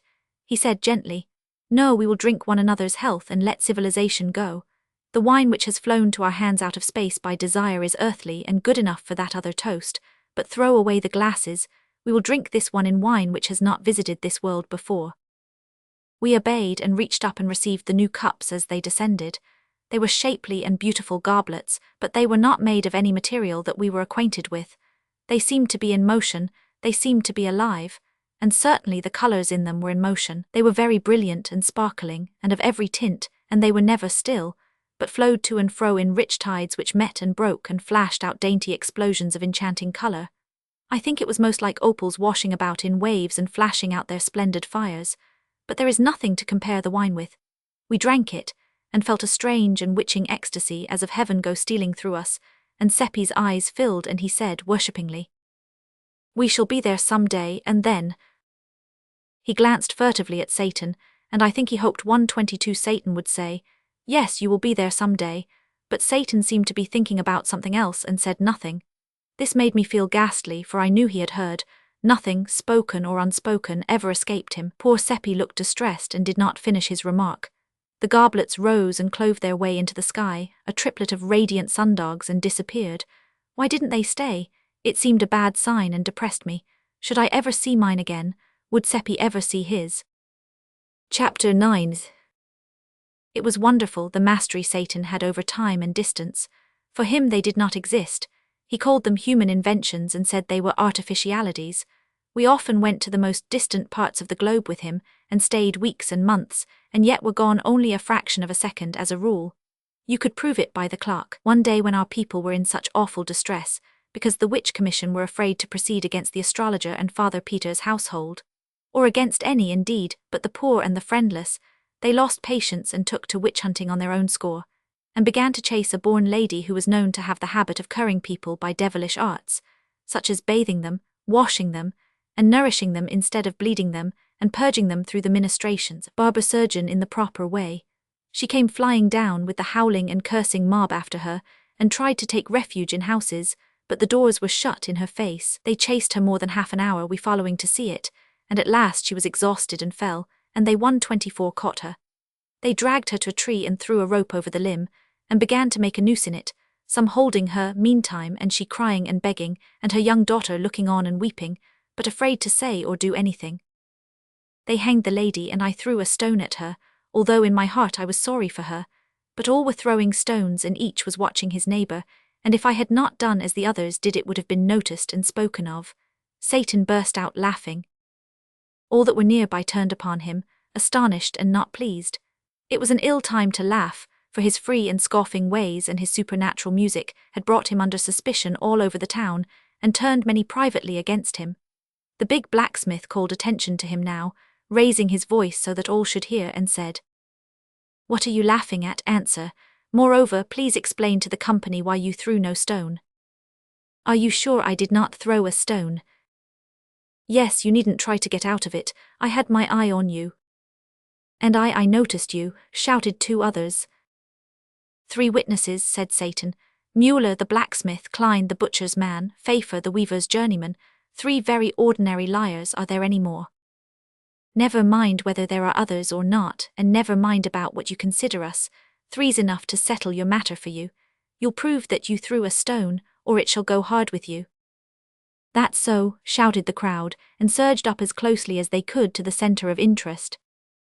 And first you will answer that other question, cried the blacksmith, pleased with himself for being mouthpiece to the public and hero of the occasion. What are you laughing at? Satan smiled and answered, pleasantly, to see 3 cowards stoning a dying lady when they were so near death themselves. You could see the superstitious crowd shrink and catch their breath under the sudden shock. The blacksmith, with a show of bravado, said, Pooh, what do you know about it? Everything. By profession I am a fortune-teller, and I read the hands of you 3 and some others when you lifted them to stone the woman. 1 of you will die tomorrow week, another of you will die tonight, the 3rd has but 5 minutes to live, and yonder is the clock. It made a sensation. The faces of the crowd blanched and turned mechanically toward the clock. The butcher and the weaver seemed smitten with an illness, but the blacksmith braced up and said with spirit, It is not long to wait for prediction number 1. If it fails, young master, you will not live a whole minute after, I promise you that. No one said anything, all watched the clock in a deep stillness which was impressive. When 4.5 minutes were gone, the blacksmith gave a sudden gasp and clapped his hand upon his heart, saying, Give me breath, give me room, and began to sink down. The crowd surged back, no one offering to support him, and he fell lumbering to the ground and was dead. The people stared at him, then at Satan, then at one another, and their lips moved but no words came. Then Satan said, 3 saw that I threw no stone, perhaps there are others, let them speak. It struck a kind of panic into them, and although no one answered him, many began to violently accuse one another, saying, You said he didn't throw, and getting for reply, It is a lie, and I will make you eat it. And so in a moment they were in a raging and noisy turmoil, and beating and banging one another. And in the midst was the only indifferent one, the dead lady hanging from her rope, her troubles forgotten, her spirit at peace. So we walked away, and I was not at ease, but was saying to myself, He told them he was laughing at them, but it was a lie, he was laughing at me. That made him laugh again, and he said, Yes, I was 127 laughing at you, because, in fear of what others might report about you, you stoned the woman when your heart revolted at the act, but I was laughing at the others too. Why? Because their case was yours. How is that? Well, there were 68 people there, and 62 of them had no more desire to throw a stone than you had. Satan. Oh, it's true, I know your race. It is made up of sheep. It is governed by minorities, seldom or never by majorities. It suppresses its feelings and its beliefs and follows the handful that makes the most noise. Sometimes the noisy handful is right, sometimes wrong, but no matter, the crowd follows it. The vast majority of the race, whether savage or civilized, are secretly kind-hearted and shrink from inflicting pain, but in the presence of the aggressive and pitiless minority, they don't dare to assert themselves. Think of it. One kind-hearted creature spies upon another, and sees to it that he loyally helps in iniquities which revolt both of them. Speaking as an expert, I know that 99 out of 100 of your race were strongly against the killing of witches, when that foolishness was first agitated by a handful of pious lunatics in the long ago, and I know that even today, after ages of transmitted prejudice 128 and silly teaching, only 1 person in 20 puts any real heart into the harrying of a witch. And yet apparently everybody hates witches and wants them killed. Some day a handful will rise up on the other side and make the most noise. Perhaps even a single daring man with a big voice and a determined front will do it, and in a week all the sheep will wheel and follow him, and witch-hunting will come to a sudden end. Monarchies, aristocracies, and religions are all based upon that large defect in your race, the individual's distrust of his neighbor, and his desire, for safety's or comfort's sake, to stand well in his neighbor's eye. These institutions will always remain, and always flourish, and always oppress you, affront you, and degrade you, because you will always be and remain slaves of minorities. There was never a country where the majority of the people were in their secret hearts loyal to any of these institutions. I did not like to hear our race called sheep, and said I did not think they were. Still it is true, lamb, said Satan. Look at you in war, what mutton you are and how ridiculous. In war, how? There has never been a just one, never an honourable one, on the part of the instigator of the war. I can see 1,000,000 years ahead, and this rule will never change in so many as half a dozen instances. The loud little handful, as 129 usual, will shout for the war. The pulpit will, warily and cautiously object at first. The great, big, dull bulk of the nation will rub its sleepy eyes and try to make out why there should be a war, and will say, earnestly and indignantly, "It is unjust and dishonourable, and there is no necessity for it." Then the handful will shout louder. A few fair men on the other side will argue and reason against the war with speech and pen, and at first will have a hearing and be applauded. But it will not last long. Those others will outshout them, and presently the anti-war audiences will thin out and lose popularity. Before long you will see this curious thing, the speakers stoned from the platform, and free speech strangled by hordes of furious men who in their secret hearts are still at one with those stoned speakers, as earlier, but do not dare to say so. And now the whole nation, pulpit and all, will take up the war cry and shout itself hoarse, and mob any honest man who ventures to open his mouth, and presently such mouths will cease to open. Next the statesman will invent cheap lies, putting the blame upon the nation that is attacked, and every man will be glad of those conscience-soothing falsities, and will diligently study them, and refuse to examine any refutations of them. And thus he will by and by convince himself that the war is just, and will thank God for the better sleep he enjoys after this process of grotesque self-deception. Chapter 10. Days and days went by now, and no Satan. It was dull without him.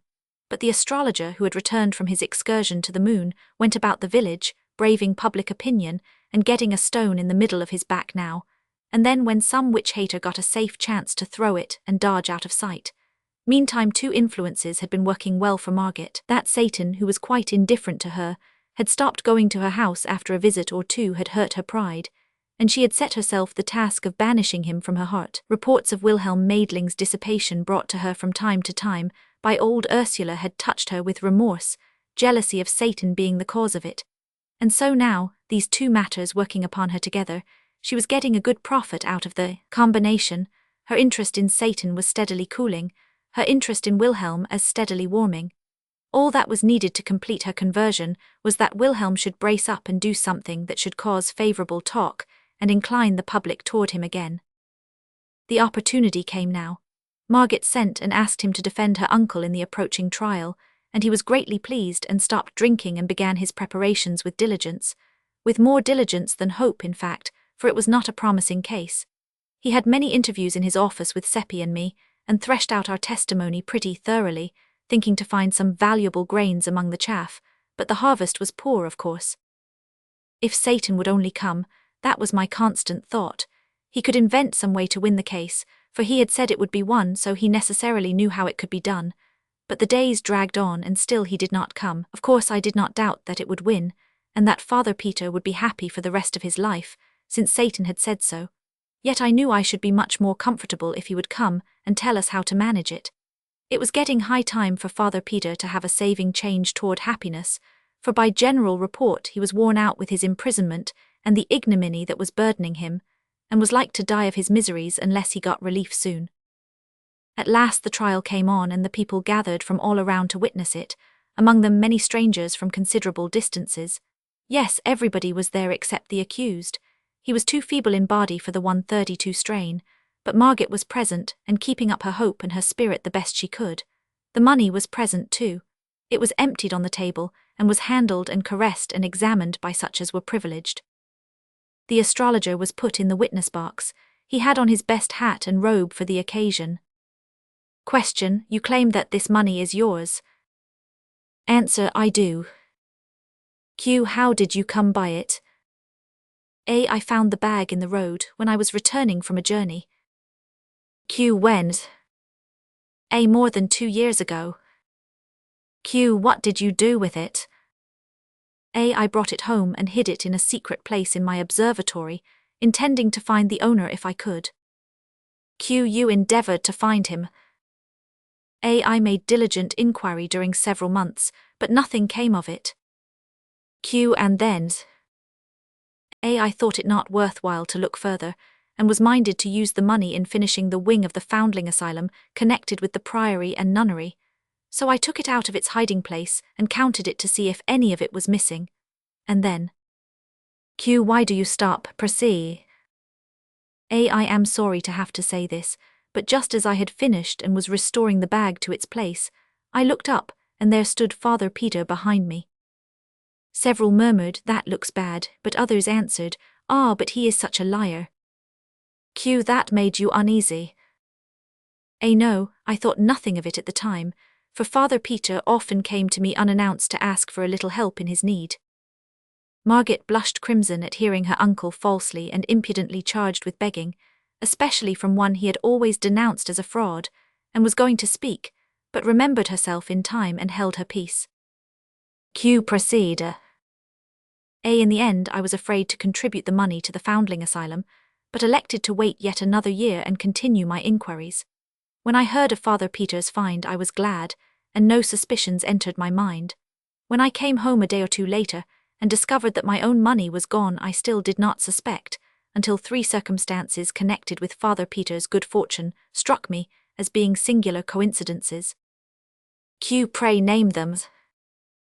Father Peter had found his money in a path, I had found mine in a road. Father Peter's find consisted exclusively of gold ducats, mine also. Father Peter 134 found 1107 ducats, I exactly the same. This closed his evidence, and certainly it made a strong impression on the house, one could see that. Wilhelm Maidling asked him some questions, then called us boys, and we told our tale. It made the people laugh, and we were ashamed. We were feeling pretty badly anyhow, because Wilhelm was hopeless and showed it. He was doing as well as he could, poor young fellow, but nothing was in his favor, and such sympathy as there was now plainly not with his client. It might be difficult for court and people to believe the astrologer's story, considering his character, but it was almost impossible to believe Father Peter. We were already feeling badly enough, but when the astrologer's lawyer said he believed he would not ask us any questions, for our story was a little delicate, and it would be cruel for him to put any strain upon it, everybody tittered, and it was almost more than we could bear. Then he made a sarcastic little speech, and got so much fun out of our tale, and it seemed so ridiculous and childish and every way impossible and foolish, that it made everybody laugh till the tears came. And at last Margaret could not keep up her courage any longer, but broke down and cried, and I was so sorry for her. Now I noticed something that braced me up. It was Satan standing alongside of Wilhelm, and there was such 135 a contrast. Satan looked so confident, had such a spirit in his eyes and face, and Wilhelm looked so depressed and despondent. We too were comfortable now, and judged that he would testify and persuade the bench, and the people that black was white and white black, or any other color he wanted it. We glanced around to see what the strangers in the house thought of him, for he was beautiful, stunning in fact, but no one was noticing him, so we knew by that he was invisible. The lawyer was saying his last words, and while he was saying them Satan began to melt into Wilhelm. He melted into him and disappeared, and then there was a change, when his spirit began to look out of Wilhelm's eyes. That lawyer finished quite seriously and with dignity. He pointed to the money and said, "The love of it is the root of all evil. There it lies, the ancient tempter, newly red with the shame of its latest victory, the dishonor of a priest of God and his 2 poor juvenile helpers in crime. If it could but speak, let us hope that it would be constrained to confess that of all its conquests this was the basest and the most pathetic." He sat down. Wilhelm rose and said, "From the testimony of the accuser, I gather that he found this money in a road more than 2 years ago. Correct me, sir, if I misunderstood you." The astrologer said his understanding of it was correct. And the money so found was never out of his hands thenceforth up to a certain definite date, the last day of last year. Correct me, sir, if I am wrong. The astrologer nodded his head. Wilhelm turned to the bench and said, "If I prove that this money here was not that money, then it is not his." "Certainly not, but this is irregular. If you had such a witness it was your duty to give proper notice of it, and have him here too." He broke off and began to consult with the other judges. Meantime that other lawyer got up excited and began to protest against allowing new witnesses to be brought into the case at this late stage. The judges decided that his contention was just and must be allowed. "But this is not a new witness," said Wilhelm. "It has already been partly examined. I speak of the coin." "The coin, what can the coin say?" It can say it is not the coin that the astrologer once possessed. It can say it was not in existence last December. By its date it can say this. And it was so. There was the greatest excitement in the court, while that lawyer and the judges were reaching for coins, and examining them and exclaiming. And everybody was full of admiration of Wilhelm's brightness in 137 happening to think of that neat idea. At last order was called and the court said, all of the coins but 4 are of the date of the present year. The court tenders its sincere sympathy to the accused, and its deep regret that he, an innocent man, through an unfortunate mistake, has suffered the undeserved humiliation of imprisonment and trial. The case is dismissed. So the money could speak after all, though that lawyer thought it couldn't. The court rose, and almost everybody came forward to shake hands with Margit and congratulate her, and then to shake with Wilhelm and praise him. And Satan had stepped out of Wilhelm and was standing around looking on full of interest, and people walking through him every which way, not knowing he was there, and Wilhelm could not explain why he only thought of the date on the coins at the last moment instead of earlier. He said it just occurred to him, all of a sudden like an inspiration, and he brought it right out without any hesitation, for although he didn't examine the coins, he seemed somehow to know it was true. That was honest of him and like him. Another would have pretended he had thought of it earlier, and was keeping it back for a surprise. He had dulled down a little now, not much, but still you could notice that he hadn't that luminous look in his eyes that he had while Satan was in him. He nearly got it back though for a moment when Margit came and praised 138 him, and thanked him and couldn't keep him from seeing how proud she was of him. The astrologer went off dissatisfied and cursing, and Solomon Isaacs gathered up the money and carried it away. It was Father Peter's for good and all now. Satan was gone. I judged that he had spirited himself away to the jail to tell the prisoner the news, and in this I was right. Margit and the rest of us hurried thither at our best speed, in a great state of rejoicing. Well, what Satan had done was this. He had appeared before that poor prisoner, exclaiming, "The trial is over, and you stand forever disgraced as a thief, by verdict of the court." The shock unseated the old man's reason. When we arrived 10 minutes later, he was parading pompously up and down and delivering commands to this and that and the other constable or jailer, and calling them Grand Chamberlain, and Prince this and Prince that, and Admiral of the Fleet, Field Marshal in command, and all such fustian, and was as happy as a bird. He thought he was emperor. Margit flung herself on his breast and cried, and indeed everybody was moved almost to heartbreak. He recognized Margit but could not understand why she should cry. He patted her on the shoulder and said, "Don't do it, dear. Remember there are witnesses, and 139 it is not becoming in the crown princess. Tell me your trouble, it shall be mended. There is nothing the emperor cannot do." Then he looked around and saw old Ursula with her apron to her eyes. He was puzzled at that and said, "And what is the matter with you?" Through her sobs she got out words explaining that she was distressed to see him. So, he reflected over that a moment, then muttered as if to himself, "A singular old thing, the Dowager Duchess means well, but is always snuffling and never able to tell what it is about. It is because she doesn't know." His eye fell on Wilhelm. "Prince of India," he said, "I divine that it is you that the crown princess is concerned about. Her tears shall be dried, I will no longer stand between you, she shall share your throne, and between you you shall inherit mine. There, little lady, have I done well? You can smile now, isn't it so?" He petted Margit and kissed her, and was so contented with himself, and with everybody that he could not do enough for us all, but began to give away kingdoms and such things right and left, and the least that any of us got was a principality. And so at last, being persuaded to go home, he marched in imposing state. And when the crowds along the way saw how it gratified him to be hurrahed at, they humoured him to the top of his desire, and he responded with condescending bows and 140 gracious smiles, and often stretched out a hand and said, "Bless you, my people." As pitiful a sight as ever I saw, and Margit and old Ursula crying all the way. On my road home I came upon Satan, and reproached him with deceiving me with that lie.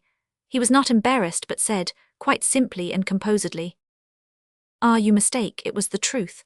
I said he would be happy the rest of his days, and he will, for he will always think he is the emperor, and his pride in it and his joy in it will endure to the end.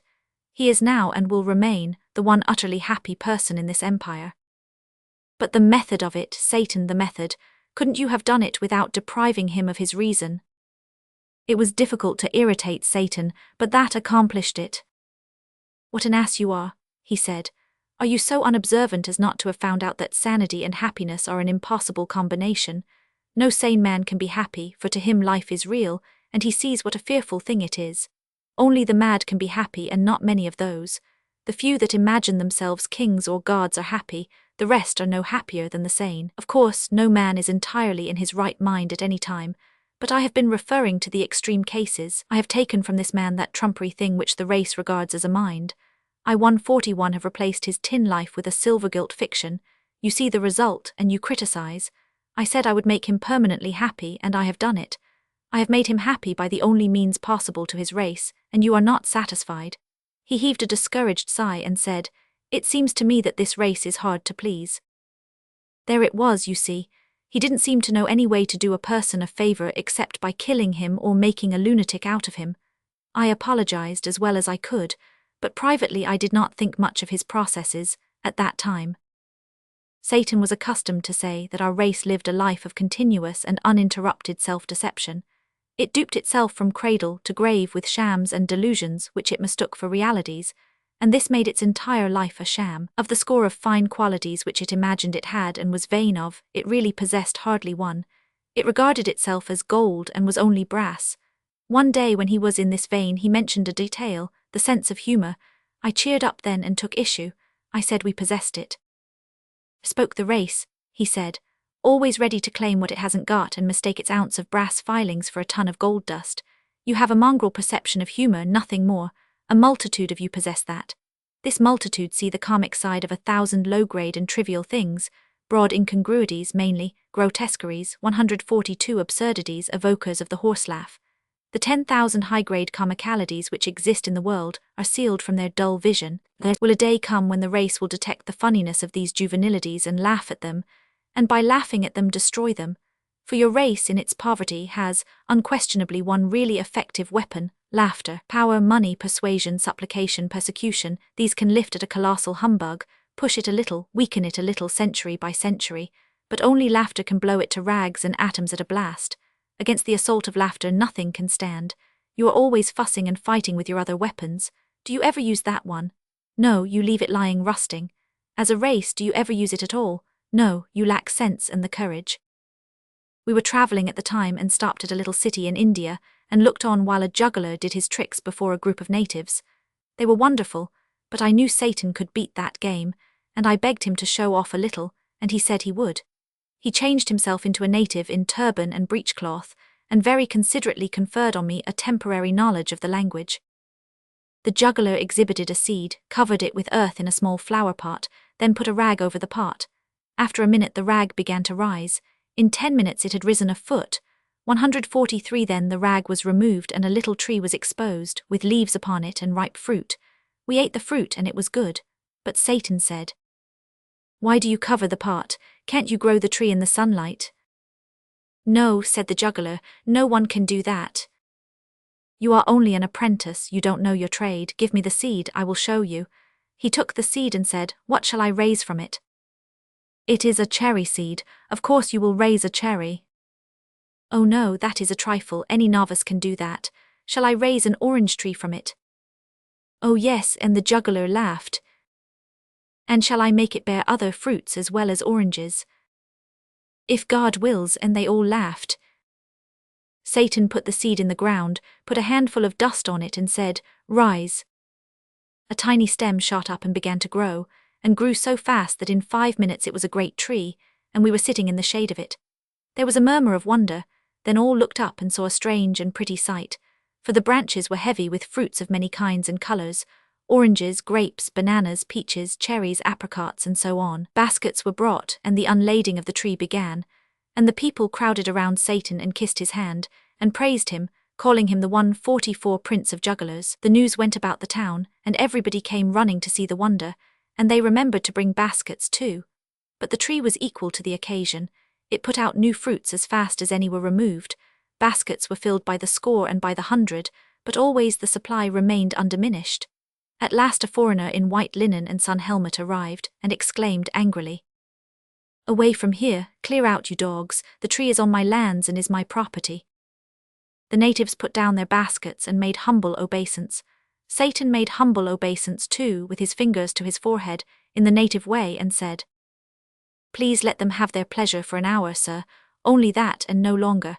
Afterward you may forbid them, and you will still have more fruit than you and the state together can consume in a year." This made the foreigner very angry, and he cried out, "Who are you, you vagabond, to tell your betters what they may do and what they may?" And he struck Satan with his cane and followed this error with a kick. The fruits rotted on the branches, and the leaves withered and fell. The foreigner gazed at the bare limbs with the look of one who is surprised and not gratified. Satan said, "Take good care of the tree, for its health and yours 145 are bound together. It will never bear again, but if you tend it well it will live long. Water its roots once in each hour every night, and do it yourself. It must not be done by proxy, and to do it in daylight will not answer. If you fail only once in any night the tree will die and you likewise. Do not go home to your own country any more, you would not reach there. Make no business or pleasure engagements which require you to go outside your gate at night. You cannot afford the risk. Do not rent or sell this place, it would be injudicious." The foreigner was proud and wouldn't beg, but I thought he looked as if he would like to. While he stood gazing at Satan, we vanished away and landed in Ceylon. I was sorry for that man, sorry Satan hadn't been his customary self and killed him or made him a lunatic. It would have been a mercy. Satan overheard the thought and said, "I would have done it but for his wife who has not offended me. She is coming to him presently from their native land, Portugal. She is well but has not long to live, and has been yearning to see him and persuade him to go back with her next year. She will die without knowing he can't leave that place. He won't tell her. He will not trust that secret with anyone. He will reflect that it could be revealed in sleep, in the 146 hearing of some Portuguese guest's servant some time or other." "Did none of those natives understand what you said to him?" "None of them understood, but he will always be afraid that some of them did. That fear will be torture to him, for he has been a harsh master to them. In his dreams he will imagine them chopping his tree down. That will make his days uncomfortable. I have already arranged for his nights." It grieved me, though not sharply, to see him take such a malicious satisfaction in his plans for this foreigner. "Does he believe what you told him, Satan?" He thought he didn't, but our vanishing helped. The tree where there had been no tree before, that helped. The insane and uncanny variety of fruits, the sudden withering, all these things are helps. Let him think as he may, reason as he may, one thing is certain, he will water the tree. But between this and night he will begin his changed career with a very natural precaution for him. "What is that?"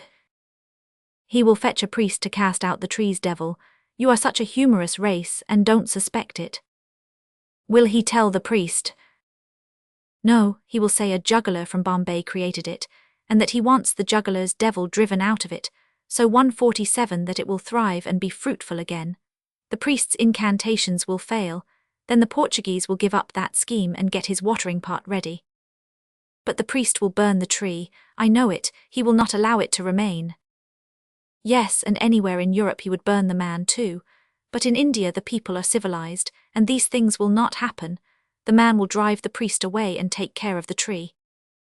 I reflected a little, then said, "Satan, you have given him a hard life, I think." "Comparatively, it must not be mistaken for a holiday." We flitted from place to place around the world as we had done before, Satan showing me 100 wonders, most of them reflecting in some way the weakness and triviality of our race. He did this now every few days, not out of malice, I am sure of that. It only seemed to amuse and interest him, just as a naturalist might be amused and interested by a collection of ants. Chapter 11. For as much as a year Satan continued these visits, but at last he came less often, and then for a long time he did not come at all. This always made me lonely and melancholy. I felt that he was losing interest in our tiny world and might at any time abandon his visits entirely. When one day he finally came to me, I was overjoyed, but only for a little while. He had come to say goodbye, he told me, and for the last time. He had investigations and undertakings in other corners of the universe, he said, that would keep him busy for a longer period than I could wait for his return. "And you are going away, and will not come back any more?" "Yes," he said, "we have comraded long together and it has been pleasant for both, but I must go now and we shall not see each other any more. In this life, Satan, but in another, we shall meet in another, surely. Life itself is only a vision, a dream. Then all tranquilly and soberly he made the strange answer, "There is no other." A subtle influence blew upon my spirit from his, bringing with it a vague, dim, but blessed and hopeful feeling that the incredible words might be true, even must be true. "Have you never suspected this, Theodor?" "No, how could I, but if it can only be true." "It is true." A gust of thankfulness rose in my breast, but a doubt checked it before it could issue in words, and I said, But, we have seen that future life, seen it in its actuality, and so." "It was a vision, it had no existence." I could hardly breathe for the great hope that was struggling in me. A vision, a Romans 6. Life itself is only a vision, a dream. It was electrical, by God, I had had that very thought 1,000 times in my musings. Nothing exists, all is a dream. God, man, the world, the sun, the moon, the wilderness of stars, a dream, all a dream, they have no existence. Nothing exists save empty space, and you. And you are not you, you have no body, no blood, no bones, you are but a thought. I myself have no existence, I am but a dream, your dream, creature of your imagination. In a moment you will have realized this, then you 150 will banish me from your visions, and I shall dissolve into the nothingness out of which you made me. I am perishing already, I am failing, I am passing away. In a little while you will be alone in shoreless space, to wander its limitless solitudes without friend or comrade forever, for you will remain a thought, the only existent thought, and by your nature inextinguishable, indestructible. But I, your poor servant, have revealed you to yourself and set you free. Dream other dreams and better. Strange that you should not have suspected years ago, centuries, ages, eons ago, for you have existed companionless through all the eternities. Strange indeed that you should not have suspected that your universe and its contents were only dreams, visions, fiction. Strange because they are so frankly and hysterically insane, like all dreams. A God who could make good children as easily as bad, yet preferred to make bad ones, who could have made every one of them happy, yet never made a single happy one, who made them, prized their bitter life, yet stingily cut it short, who gave his angels eternal happiness unearned, yet required his other children to earn it, who gave his angels painless lives, yet cursed his other children with biting miseries and maladies of mind and body, who mouths justice and invented hell, mouths mercy and invented hell, mouths golden rules and forgiveness multiplied by 70 times 7 and invented hell, who 151 mouths morals to other people and has none himself, who frowns upon crimes yet commits them all, who created man without invitation, then tries to shuffle the responsibility for man's acts upon man, instead of honorably placing it where it belongs, upon himself, and finally, with altogether divine obtuseness, invites this poor abused slave to worship him. You perceive now that these things are all impossible except in a dream. You perceive that they are pure and puerile insanities, the silly creations of an imagination that is not conscious of its freaks, in a word, that they are a dream and you the maker of it. The dream marks are all present, you should have recognized them earlier. It is true that which I have revealed to you, there is no God, no universe, no human race, no earthly life, no heaven, no hell. It is all a dream, a grotesque and foolish dream. Nothing exists but you. And you are but a thought, a vagrant thought, a useless thought, a homeless thought, wandering forlorn among the empty eternities. He vanished and left me appalled, for I knew and realized that all he had said was true. The end